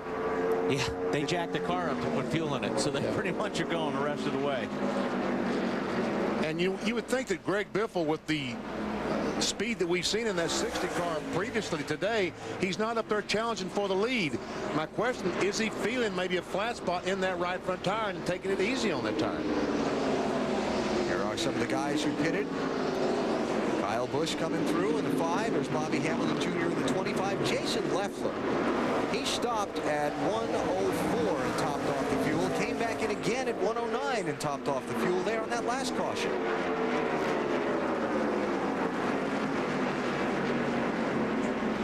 Marty, what about Greg Biffle? Is he feeling a flat spot, or what's the deal? Yeah, good job, Professor. He just came on the radio, said that right front just has no rubber left in it. Why they didn't come back down pit road after they flat spotted that right front? They're out of tires. They can't change any more tires today. Well, they can't put new tires. And for the lead, Kenny Wallace after Joe Nemechek. Boy, his season's been a struggle for Kenny Wallace in that 23 car. Best finish this season, a 6th place at Talladega. He's finished 25th or worse the last 4 straight races. Trying to get it turned around, and they've played their strategy right to get up front. And now he's fighting for the lead with Nemechek. As Biffle closes in. Clunk, clunk, clunk, yeah.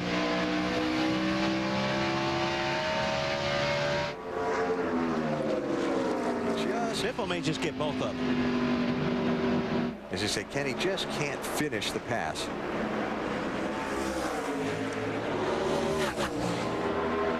I think that right now, well, there we see Biffle on the inside of the 23 car. Careful, boys.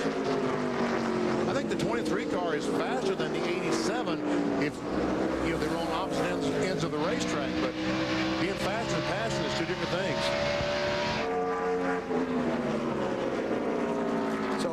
Let's talk Joe Nemechek for a second. If he last stopped at 66, he's got to come back in again. He's got another set of tires.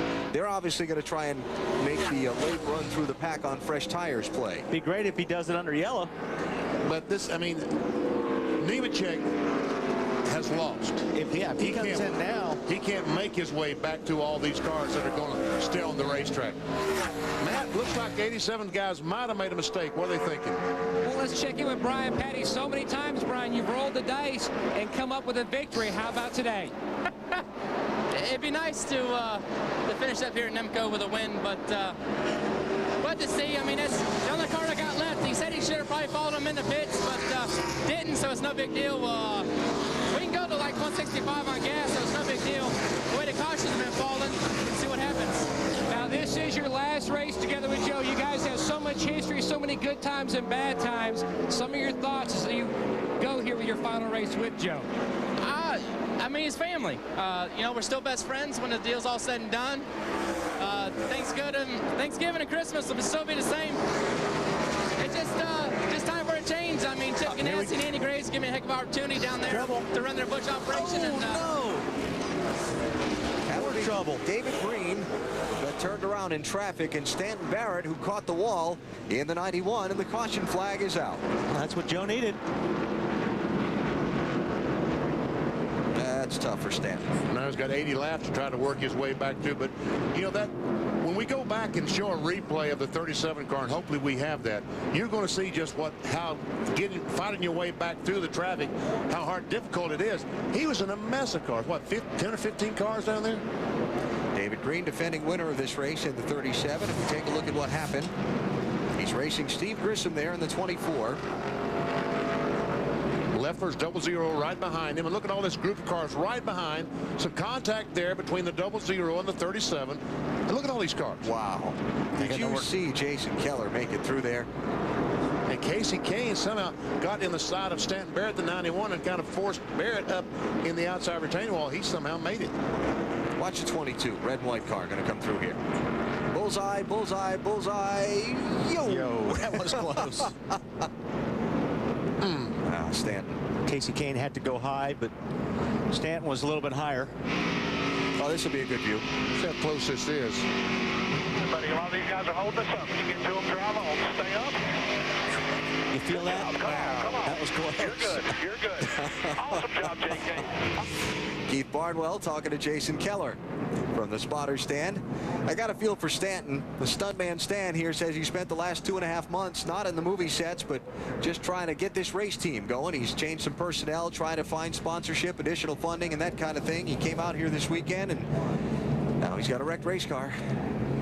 Right now, pit road is still closed because of the Stanton Barrett car is at the end of the exit of pit road, so they can't pit and make their changes and leave pit road right now. So that's why NASCAR has closed. Just to follow up on Matt Yoakum's story, Brian Patty is leaving to go run a NASCAR Busch Series team for Ganassi Racing. He is from the Lakeland, Florida area like Joe Nemechek. They've spent basically their entire careers together. It's a big move for Brian to leave that team. Stan Barrett out of his car trying to figure out what in the world happened up there. Or waiting to have a chat with someone.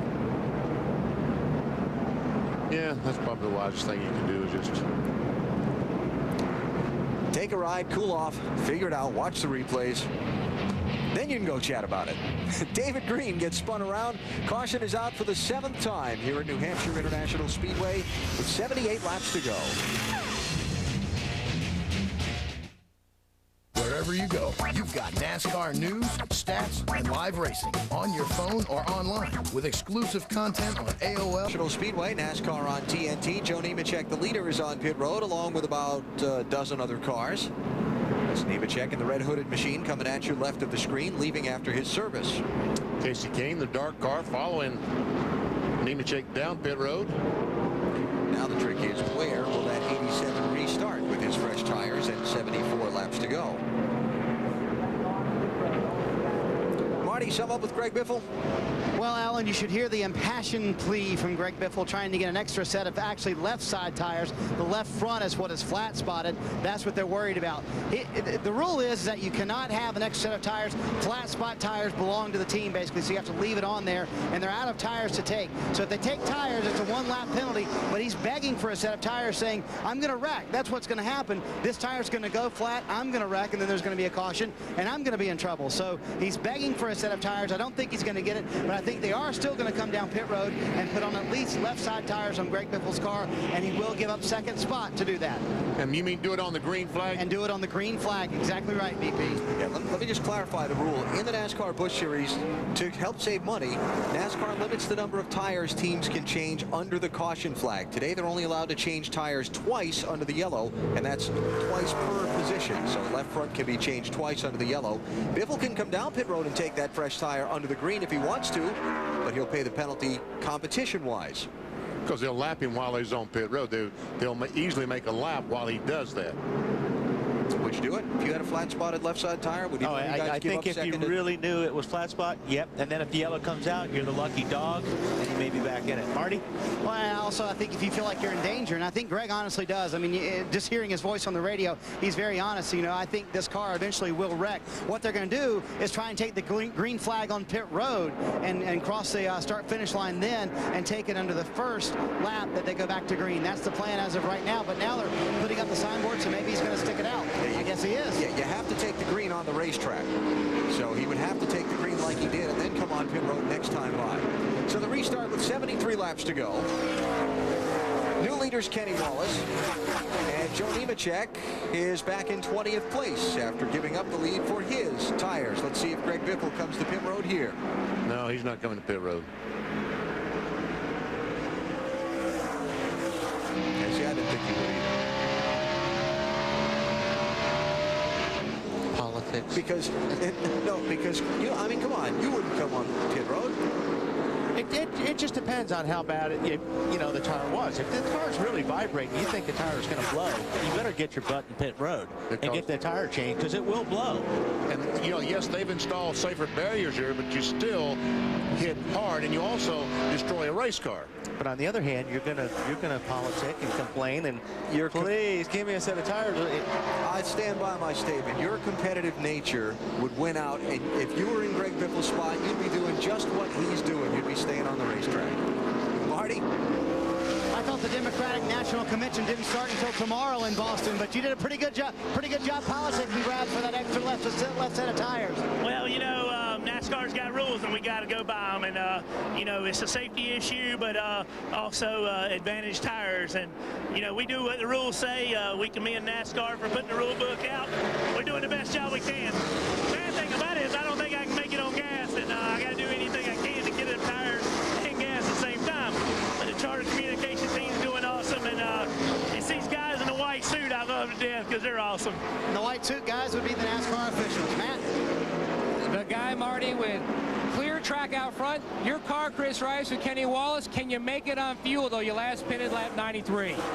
Well, you know, it's pretty close, but I got Kenny Wallace, and that means a lot. I got good news for you. We've got a crash on the racetrack. Is there a possible yellow out? Not yet. He's hoping for a yellow, though. That was Casey Atwood. No caution yet. And a change for second place. Casey Mears in the 1 car goes by Biffle. Let's see if Casey Atwood's able to get his car off the track. Come on in now. Now here's Brad Parrish trying to call him in case the 14 car drops debris and brings out the caution. Right. This is a good move right here.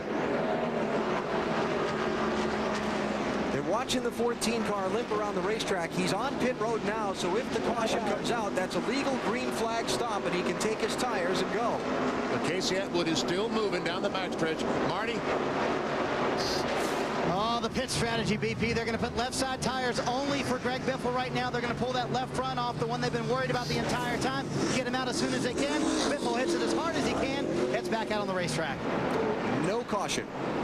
And here comes the leader, Kenny Wallace. Watch Greg Biffle try and hustle this thing on the apron of 1 and 2.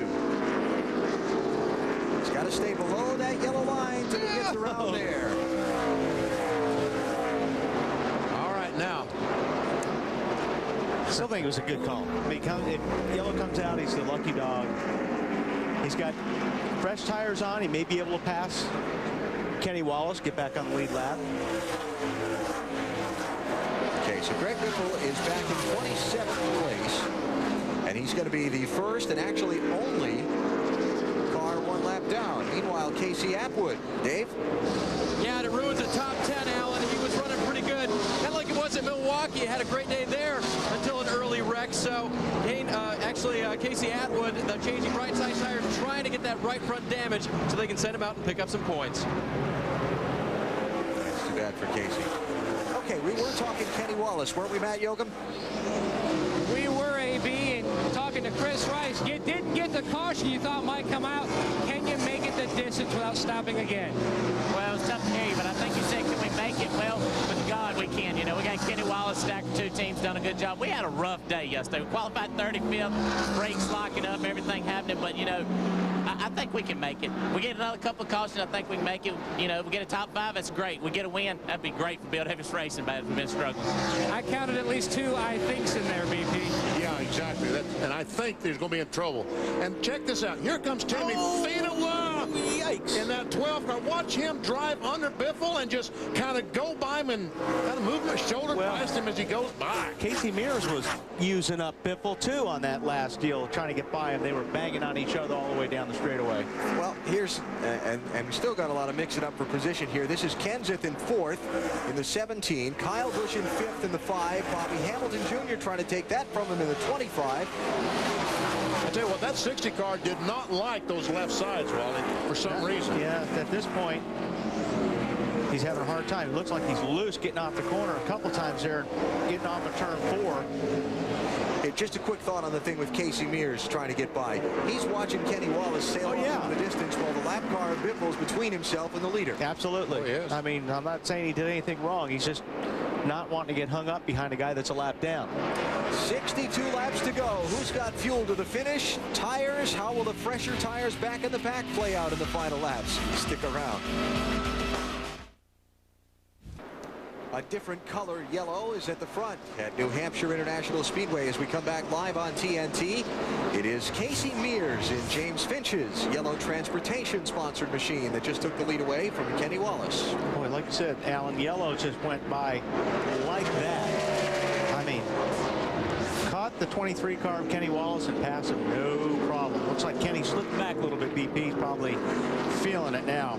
Matt Kenseth, the 17 car, goes by, takes over the 2nd spot, and Fido and Bobby Hamilton Jr. in the 25 car, right behind Kenny Wallace. Yeah, the 25 car on the times here on our board been one of the fastest cars out there. So here come the Marines. And remember, he started at the back of the field after changing an engine this morning, then had a spark plug wire off in the opening laps, was running on 7 cylinders. They came down pit road on a lap 31 caution, fixed it, and he's come all the way back up through the field despite all the strategies and all the rest that have been played out. And he just took a spot away from Kenny Wallace there. That had put him up to 4th place. You know, we've been been trying to do this through the field thing for about an hour, folks, and every time we do, the caution flag has come out. So we're going to try it again and see what happens. Marty, you're first with the leader. There's been a lot to keep up with down here, Alan. Let me just tell you that at lap 147 now, Casey Mears going very well through the field. The car has been very good today, just a little bit tight. They topped off on lap 105 and can make it all the way to the end, Matt. On our 2 previous attempts to do it through the field, I would have told you Matt Kenseth was tight. Guess what? He is still tight, but the car is better, and he's good to go on fuel, Dave. Tim Fedewa running at the side of his only Busch Series win from the pole. Likes to run well here on the last stop, lap 108. Track bar adjustment because the car was tight. He can go the distance. Marty? Dave, how about this comeback for Bobby Hamilton Jr.? He's going to take that 3rd position from Timmy Fedewa. The car has been excellent since they got the plug wire back on. They had one bad pit stop that put him back in the field, but just a little bit tight. Car running well now. Matt? Kenny Wallace has faded back to 5th, telling his crew chief Chris Rice the car is getting tighter and tighter with every lap we run. He's trying to hold on to a top 5 finish, but the 0-0 of Jason Leffler is slowly closing. Remember, we told you earlier his car was very strong, but they had to play the fuel mileage game, trying to come back in and top off. He's knocking on the door of the top 5. Meanwhile, the 5 of Kyle Busch had a vibration earlier in the race. They are good to go on fuel, trying to make a big picture day out of it because of the 8 cars earlier troubles. The 22, Jason Keller, strong run of the points.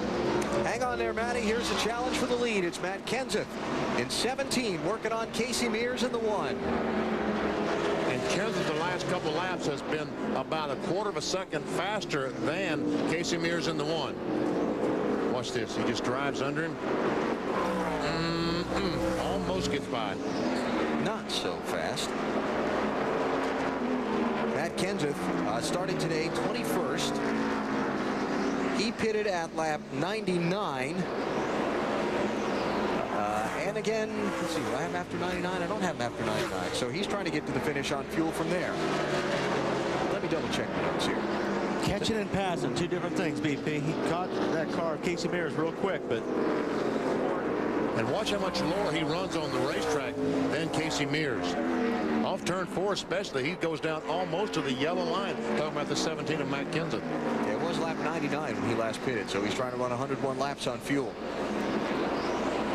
I got it there. And Bumper has clear. Just gave it that little bit of gas that he needed. So new leader Matt Kenseth is out in front. Now we check back on the race for 5th place. Jason Leffler 0-0, Kenny Wallace 23, and Kenny's going to get shuffled here.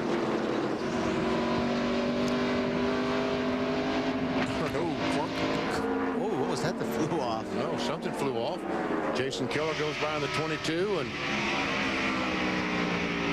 Kenny's trying to get down to the bottom of the inside. Boy, that's frustrating too. When you're in Kenny's position right there, you're doing everything you can to hang on to that car and sliding, and you look up in the mirror and you see all these cars, and you know there's nothing you can do. You're just sitting up there, and they're driving away. Jamie McMurray in 66 by. Here comes Truex Jr. in the 8 by. And Kevin Harvick next in line in the 21 to try and fill that inside lane. So Kenny Wallace is going to go from leading this thing back to possibly being in 11th spot here in a couple of more laps. That's too bad. Now here comes Hamilton Jr. in that 25 car. So it may be Kenseth and Hamilton Jr. the 25. 2 cars are almost identical in speed. I think if Hamilton Jr. gets by Casey here in that yellow car, he could run down Matt Kenseth. Well, this is just going to be one of those days where going through the field is tough because just too much going on. And 47 laps to go. The leader's Matt Kenseth. Here comes Bobby Hamilton Jr. trying to get second away from Casey Mears. Looks like he's got a fast enough car to stay with Matt Kenseth. Can he run him down? Can he pass him? Will they all have enough fuel to get to the checkered flag? But while he's racing him right now, Matt's driving away. Well, he's loving this, talking about the 17. As he looks up in the rearview mirror and sees these guys battling, he says, yes, because I can slow down, I can save fuel, I can do whatever. Down into that little flatter groove. There's that slide job. And he got it worked. The car's just been terrific, and it's, remember, he took fuel only on his last pit stop. The one thing I didn't tell you through the field, they are 4 laps short from making it all the way, so they need more caution laps. Yeah, a problem. A little more drama. 45 to go here at New Hampshire International Speedway. Matt Kenseth, the leader. You're watching NASCAR on TNT. It's our latest. Some things going on here live at New Hampshire International Speedway with the NASCAR Busch Series on TNT. 39 laps to go. Matt Kenseth, the leader. Bobby Hamilton Jr. second. Hamilton Jr. is faster than Kenseth. And do any of them have enough fuel to make it to the checkered flag? Very, very good question. Let's go back and check on a race for 7th spot. Kyle Busch in the 5, trying to hold off Jamie McMurray in the 66. With Martin Truex Jr. coming back from 2 penalties, trips down pit road. I shouldn't call one of them penalties, but 2 extra trips down pit road because of problems on the pit lane during stops. And he's gone to the back of the field twice, and he's back into the top 10. And so McMurray is through. Don't forget the rusty wallet. Oh, trouble. He's not through anymore. Got tagged by the 5 car. Caution flags out.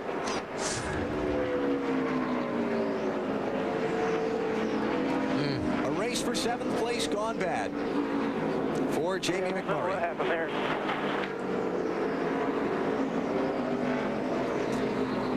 And so caution number 8 waves over this race with 37 laps to go. Now that certainly might have helped Matt Kenseth. Bobby Hamilton, Jr., Casey Mears, those guys that might not be able to make it on fuel. And we see right front tire flat on the NASCAR Busch Series points leader. Stay on the lead lap, man. Let's come in here. Yep. Guys, get your sawzalls ready.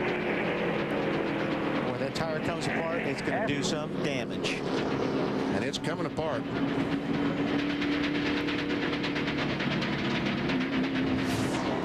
Check it out. This was a race for 7th spot off turn 2. McMurray was clear of him. He may have gotten a little bit loose jumping on the throttle. Had to check up. And the 8 drove right into the wall, trying to keep from running into the back of the 5. Truex just, saw the 5 slowing up in front of him, and natural reaction, it looks like. See what you think here. And watch the 8 car go up and pound the wall.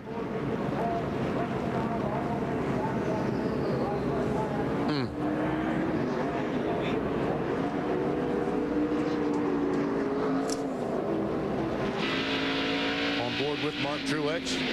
Watch in front of you. Watch right here in front of you. Keep digging. How you doing? Did you hit anything? Just the wall. Unfortunately. Yes. So. And that tire came apart and did just what we were talking about. That's a problem with trying to stay on the lead lap. Change your right rear unless it's flat. You're trying to stay out there on the racetrack, and the tire just rips the car apart. We just talked about how Truex Jr. had come from the back of the pack twice to get into the top 10. And Marty, he's got bigger problems than that now. Yeah, he came from the back to the front twice. Like you said, Alan, this past time he had restarted 26. They can only change the right front tire because that's the only one that's flat, and they're out of tires. Kevin Mannion asked him right afterwards, did you hit anything? He said, I just pounded the wall, and that's the result of it. The right front fender torn up, and they replaced the right front tire as well.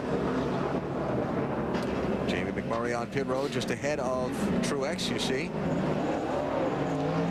Both of them trying to get off of pit lane because the pace car's coming to see if they can stay on the lead lap. Another twist here at New Hampshire International Speedway. Don't go away. This finish could be wild. Did he do Cleaning up from caution brought out when Jamie McMurray got around into the turn 2 wall. Martin Truex also into the wall over there.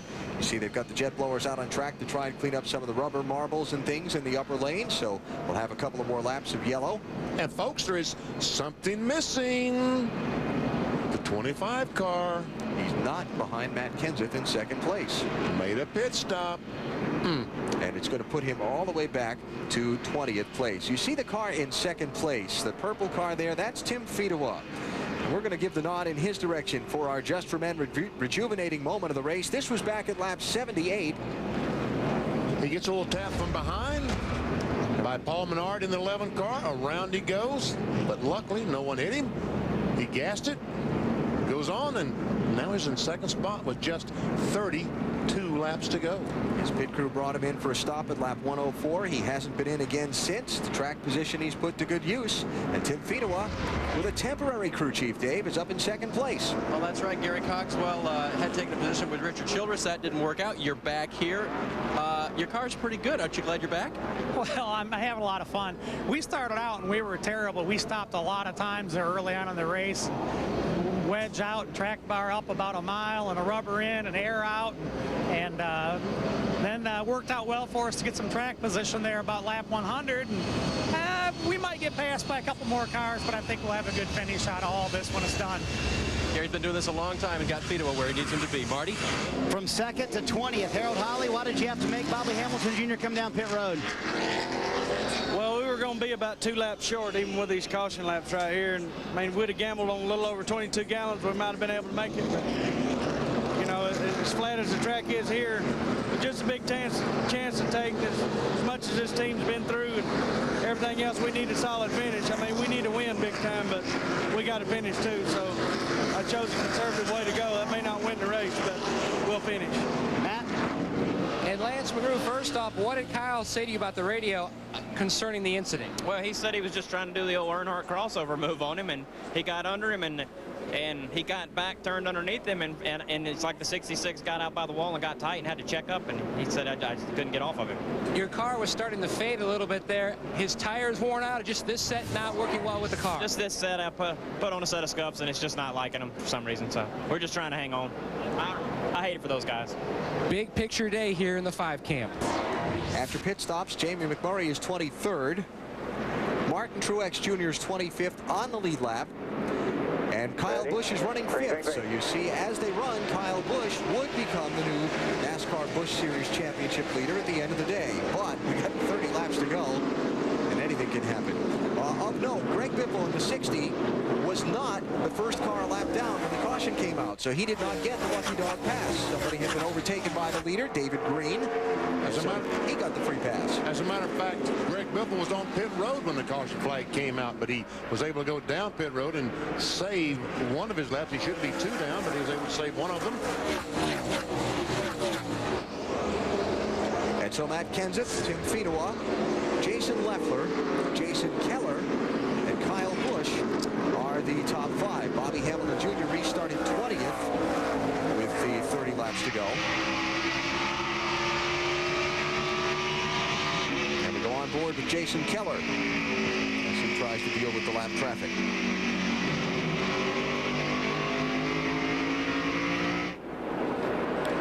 Tell you what, it's been a very solid, quiet last month or two for Jason Keller in that 22 car after they kind of struggled to start the season. They have 3 top 5s in the last 4 races, including a second-place finish at Chicago where he got second at the finish line. Matt, they're starting to get this thing pointed back in the right direction. Definitely have turned the corner. They've been working on a tight condition most of the day, and like you mentioned, a 5th, a 3rd, and 18th in the second to last 4. With the last caution, they are good to go on fuel, just trying to score another top 5. That top 5 in Chicago, the second, their season's best finish, really jumped them up in the points. Jason just turned the fastest lap right there. He was the fastest that last lap. So Keller 3rd in the NASCAR Busch Series championship standings. So Tim Fedewa trying to hang with Matt Kenseth. Maybe do something with him. I was going to say, looks like Tim Fedewa is catching Matt Kenseth, not just hanging with him. Kenseth, the NASCAR Busch Series winner at Texas Motor Speedway earlier this season. Kenseth has never won in Busch Series competition here in New Hampshire. Remember the streak, 17 races, 17 faces at this track. Fedewa has won here before. Kenseth has not. Jason Leffler has not. Jason Keller has. So out of the top 4, got 2 from each class. And last lap, Jason Keller was quicker than the top 3 cars, and as a matter of fact, ran almost as fast as he'd run all day long.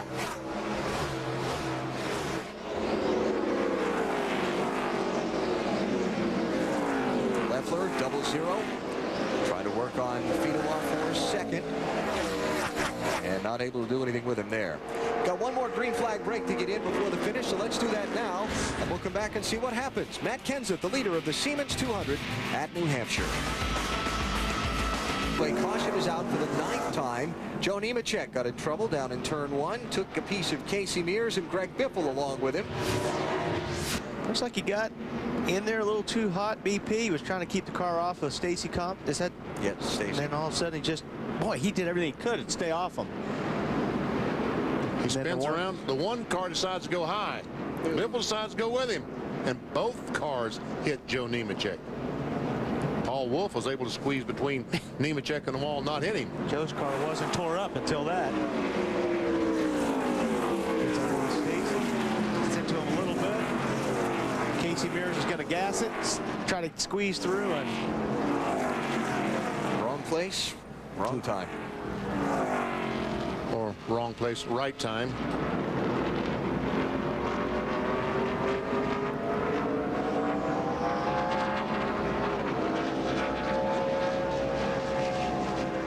Man, we've seen so many cars spin out trying to get in the corner here today. Man, they got clobbered. All the bits and pieces flying. This is from Mike Wallace.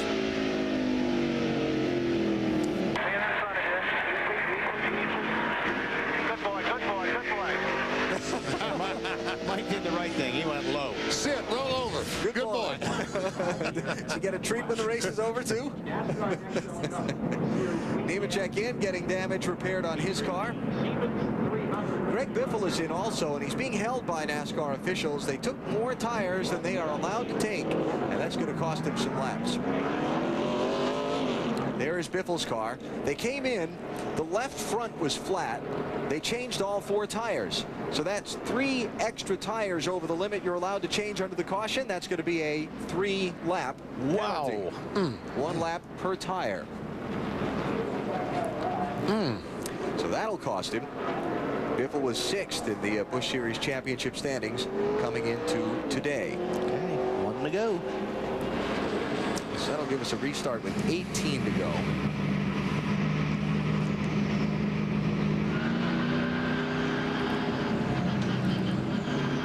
So is there maybe a little more to this prior to what we saw? There always is.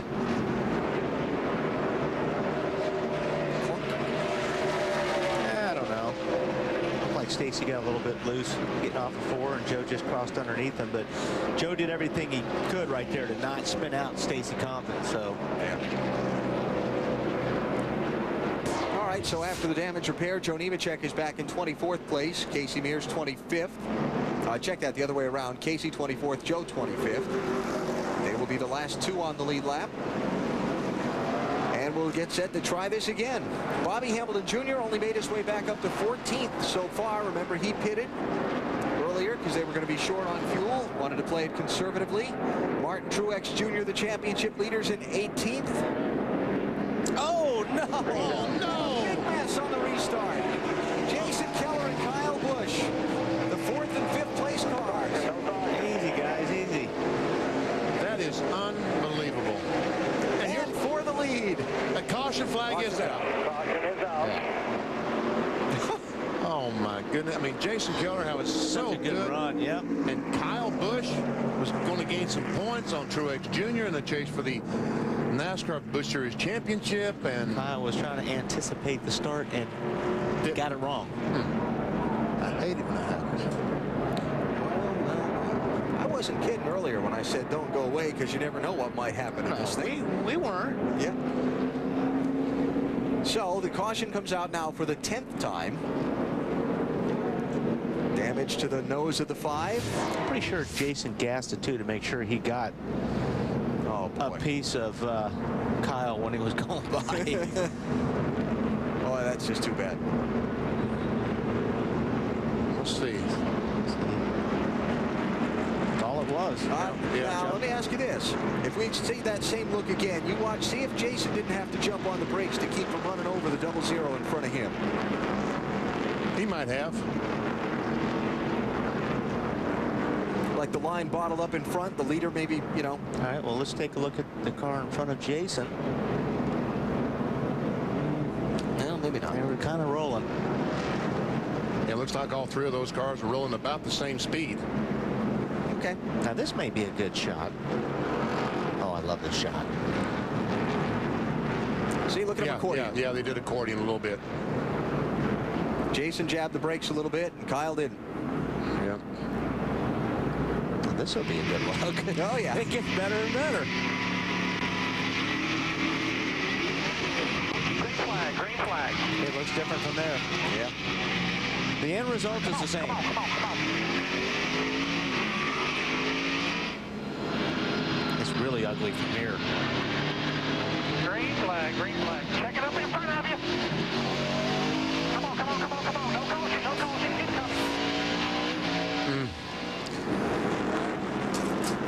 There is a black flag being shown to Kyle Busch for aggressive driving. 22 on the left.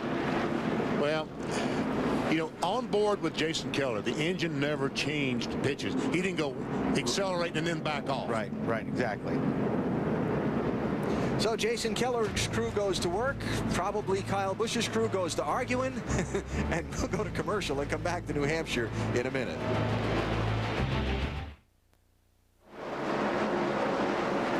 Just back, just under green, and a challenge for the lead. Tim Fido on the 12, working on Matt Kenseth in the 17. And I'll tell you what, Tim Fido is driving the wheels off that car right now. He's had that thing, everything but straight the last half lap. And Jason Leffler in 00, he was thinking about making 3 wide off turn 4. Here he goes on the inside of the field. No. It is 3 wide, 2 wide.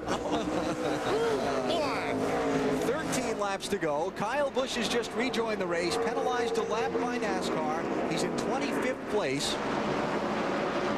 Martin Truex, his rival for the championship, is in 14th. So what looked like a big point swing in Kyle's favor a little while ago has now gone back the other way. And up front, they're still racing for the win.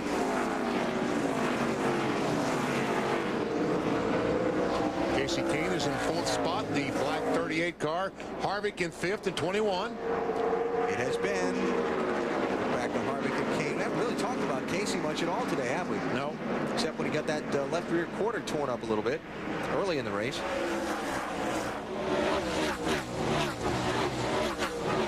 And with all the caution flag laps we've had lately, pretty much we've taken the fuel to the finish out of the equation for everybody. Yeah, I think everybody can go, and everybody's driving as hard as they can right now. Matt Kenseth is looking in the mirror probably about 20 times a lap. How about 38 there, Dave? Yeah, they struggled early on. Casey had an extremely tight race car. Maybe there's been some buildup on one of his tires, and they pitted late enough for fuel only that they can go the distance, and they've got the tight condition fixed. The only guy that I'm really concerned about is the fellow running back in 7th spot, Kenny Wallace. I mean, they're asking to run that car an awfully long ways on fuel, about 105 laps or something.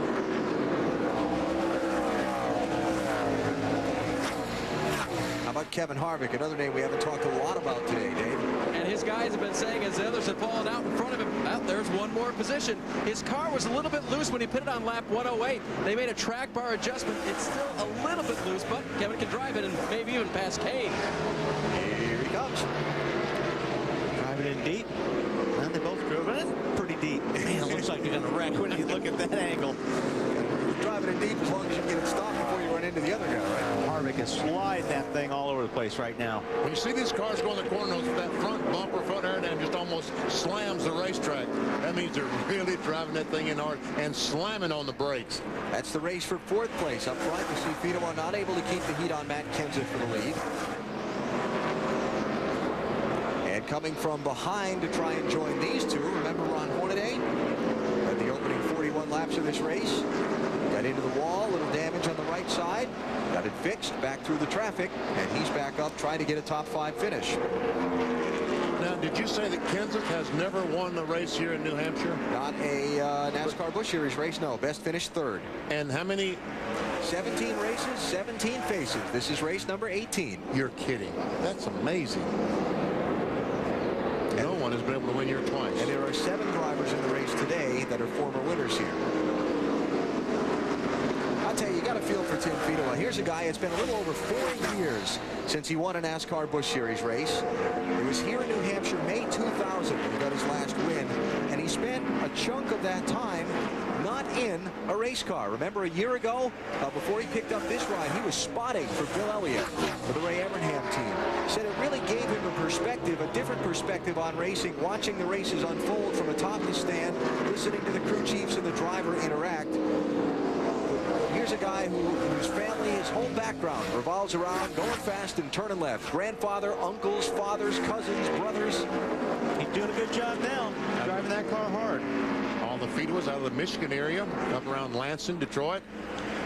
Dave, how about the 12 car? Well, coming into today, BP, he was the highest running car in the points, 13th, without a top 5. That should change. Yeah. You know what Tim likes to do in his spare time? Cook. Yeah, that's right. I've heard that he does enjoy cooking. He actually went to a cooking school to learn how to cook fine foods. And they say when you're around the Fido household and Tim's in the kitchen, it's going to be a fine meal. When it comes to that, I'm a consumer, not a manufacturer. Yeah. Maybe he'll cook up some lobsters for us tonight. Maybe he will. We'll have to talk to him about that. I'll tell you what, now we're getting down to it with 5 laps to go. All the fuel situation comes into play, and still, if there's a caution flag in the next 3 or 4 laps, green, white checker. Matt Kenseth right now is stretching it. Fastest car on the track, so unless he runs out of fuel. Matt Kenseth has run 6 NASCAR Busch Series races in 2004. He's got 4 top 6 finishes in those 6 races. Led 4, led the most laps in 2. 6th at Las Vegas, 4th in California. And Matt Kenseth, the last lap, ran almost as he did run his fastest lap of the day. How about the 17 car, Matt? The good news, the 17, I talked to his crew chief, Cully, told me they are good to go on fuel. Also, Benny, you were asking about the 23 Kenny Wallace. He's good to go on fuel. The problem, the left front is on the cords. Only has to hang on 2 more laps. So Matt Kenseth trying to come around a couple of more circuits to pick up what would be his 2nd NASCAR Busch Series win of this season. He's got a half lap to go because he'll get the white flag next time by. And once he receives the white, it's over. The caution flag can come out for a problem, but the race will be over. Yeah, it's over if there's a caution flag. Yes. No caution flag, he's got another lap to race, and anything can happen, as we've seen today. Final circuit for Matt Kenseth. The NASCAR Nextel Cup Series champion from 2003 starts 31st tomorrow. That's not much of a problem generally for Matt. Would be his usual MO. Kenseth took the lead at lap 151 of this race. And he's going to lead the rest of the way despite a strong challenge on a couple of late restarts to pick up his 2nd win of 2004. Kenseth wins New Hampshire, 18 faces in 18 NASCAR Busch Series races here. And Bobby Hamilton Jr. goes by Mike Wallace coming off turn 4 for the checkered flag. 9th spot. Hey, Matt, this is Brad. Good job, man. Don't forget to knock anything off that roof there, hero. Already the victory lane instructions from the team. Matt Kenseth pitted at lap 104 and had enough fuel on board to go the rest of the way. Look how clean that car is. Looks like he just rolled off the showroom floor. And he's about to do the old victory burnout. How about our mobile command performance for Matt Kenseth today? Look at that crowd, too. That right front's going to be flat spotted. Toast. That was a Saturday burnout. No, that was not a mobile command performance. The win was. Yeah. As burnouts go, that was average. Or maybe even weak. I'd go with that. 16th career NASCAR Busch Series victory for Matt Kenseth. And we'll be back to New Hampshire in a minute to hear from the race winner and give you the finishing order from today's race. How many inches is it to rock bottom when men change their oil not with the wrench but with the credit card? That dipstick also plumbs the level of one's manhood.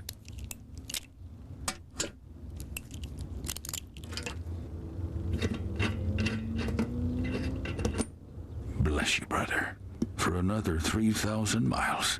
You've topped off your commitment to the high life. Your car has many natural enemies.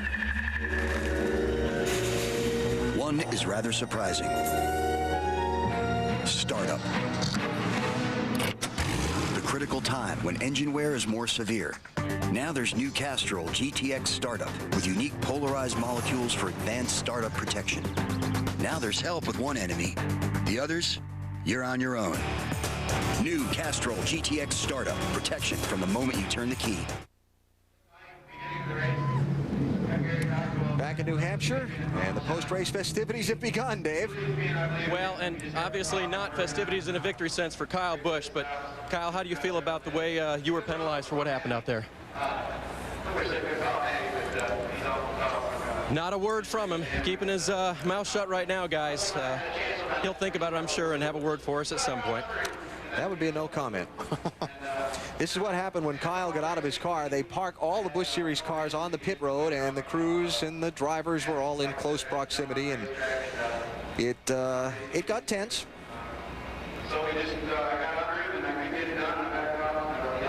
And there's Kyle exiting his car and being chased. And really and truly, that's probably the best thing he could do. What happened on a restart? We see the 5 car get in the back of Jason Keller and knock Keller into the wall. And earlier in the race, the 5 car got in the back of the 66 car of Jamie McMurray and was a wreck. For that incident there, NASCAR penalized the 5 car for aggressive driving, and he finishes the race 1 lap down. Right, the first deal they figured was just a racing incident, but that one they felt could have been avoided. Our winner, Matt Kenseth, has made his way to Hershey's Victory Lane. Our Hershey's Victory Lane interview, and it would be Marty Snyder. And for the 16th time in his Busch Series career, and for the 2nd time this year, Matt Kenseth comes to Victory Lane. The first one this year coming at Texas, and this one at New Hampshire. Nice run, Matt. Congratulations from the guys. You last pitted on lap 108. Walk me through the rest of your day, though. Yeah, first of all, I didn't know there was a Gatorade Victory Lane here at New Hampshire. We never ran near good enough to have a shot at it, but you always like to win races on speed, and say we kind of won it on strategy. We had a good car, but we started in back and we were behind people. We just couldn't go anywhere, and when we were in clean air up front, we could get away, so we just decided to pit earlier. We're actually way early of our fuel window and just stayed out and hope for cautions to try to be in front. Talk to me about the battle with Tim Fido. Boy, he looked like he might have gotten you there on the restart. Yeah, I mean, hats off to Tim. I mean, he hasn't won a race in a while, and I knew he'd be trying real hard, and he did an extremely good job. Too much these days. We've been watching races, them green-white checkers, everybody running into each other, and Tim could have easily ran into me and knocked me out of the groove and won a race, but he was going to do it the man's way and race without hitting somebody, and really got to applaud Tim for that. That was a great job by him. We saw a lot of banged-up cars today, but I think Benny and Wally are most impressed with how clean your car is, Matt. I tried to keep it as clean as I could. In the beginning, we drove through to the front pretty decent, and at the end there, we got in the cars we needed to. Had a good car in long runs. The Bayer car just went go on restarts. Matt Kenseth in Victory Lane at New Hampshire. Dave? Well, Marty, Kyle Busch had no comment for me. Let's see if Jason Keller does. Obviously, you got the bad end of that deal. Well, I really did. Miller High Life Ford was really running good, and trying to save fuel. I'm not a real good field racer, but saving fuel, and I hadn't gone yet. I mean, one of his guys said I brake checked, or somebody brake checked it from, but that's totally wrong because I hadn't even gone.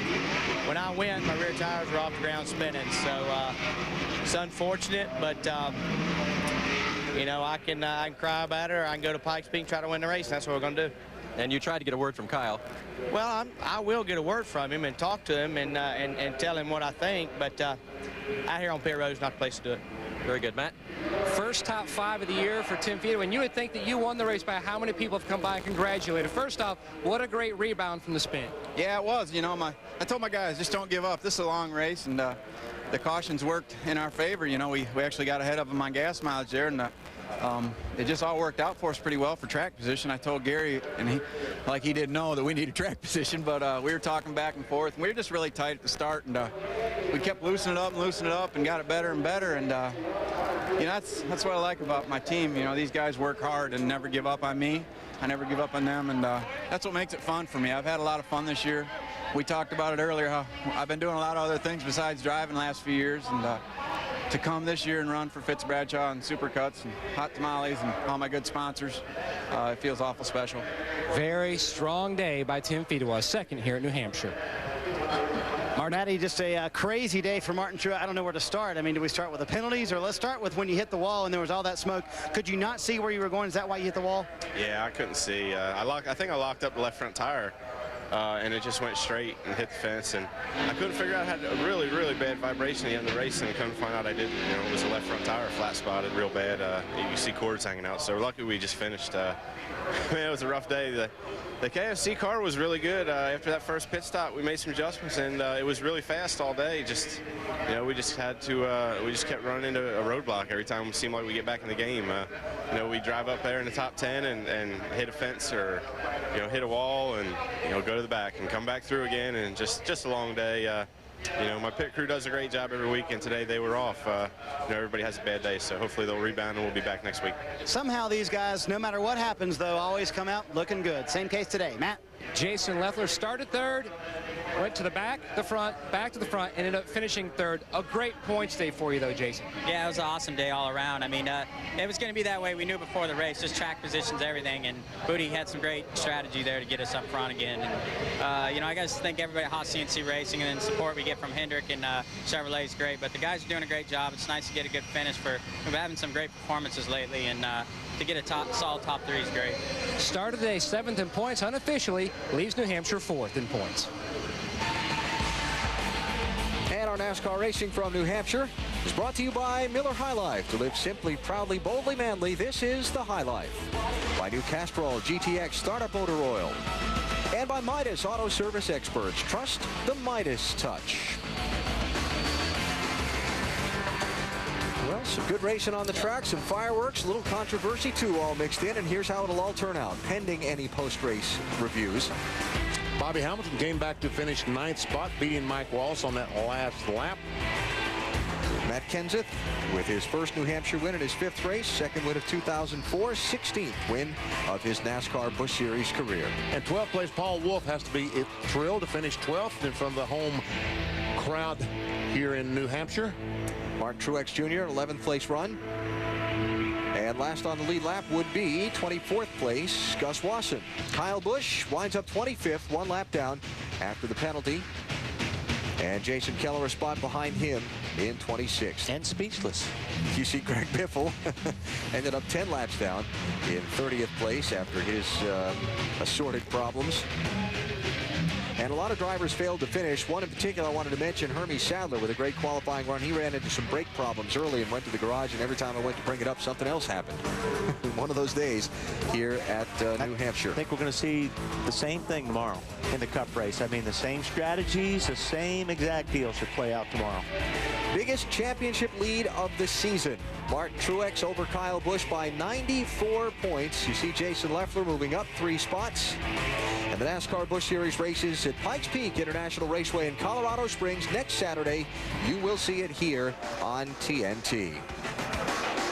Tomorrow, NASCAR Nextel Cup Series racing from New Hampshire, 1:30 Eastern Time, starting with Discover Card Countdown to Green. And if we see more like we saw today, Wally and Benny, it should be a fun afternoon. I think it will be. And I look forward to it. I think it's going to be thrilling and exciting. And drama. 10 caution flags today. And 8 different lead changes. In the end, Matt Kenseth came out on top to score the victory. And he'll line up tomorrow to try and make it a weekend sweep here in New England. Talk to you tomorrow, 1:30 Eastern Time. You've been watching NASCAR on TNT.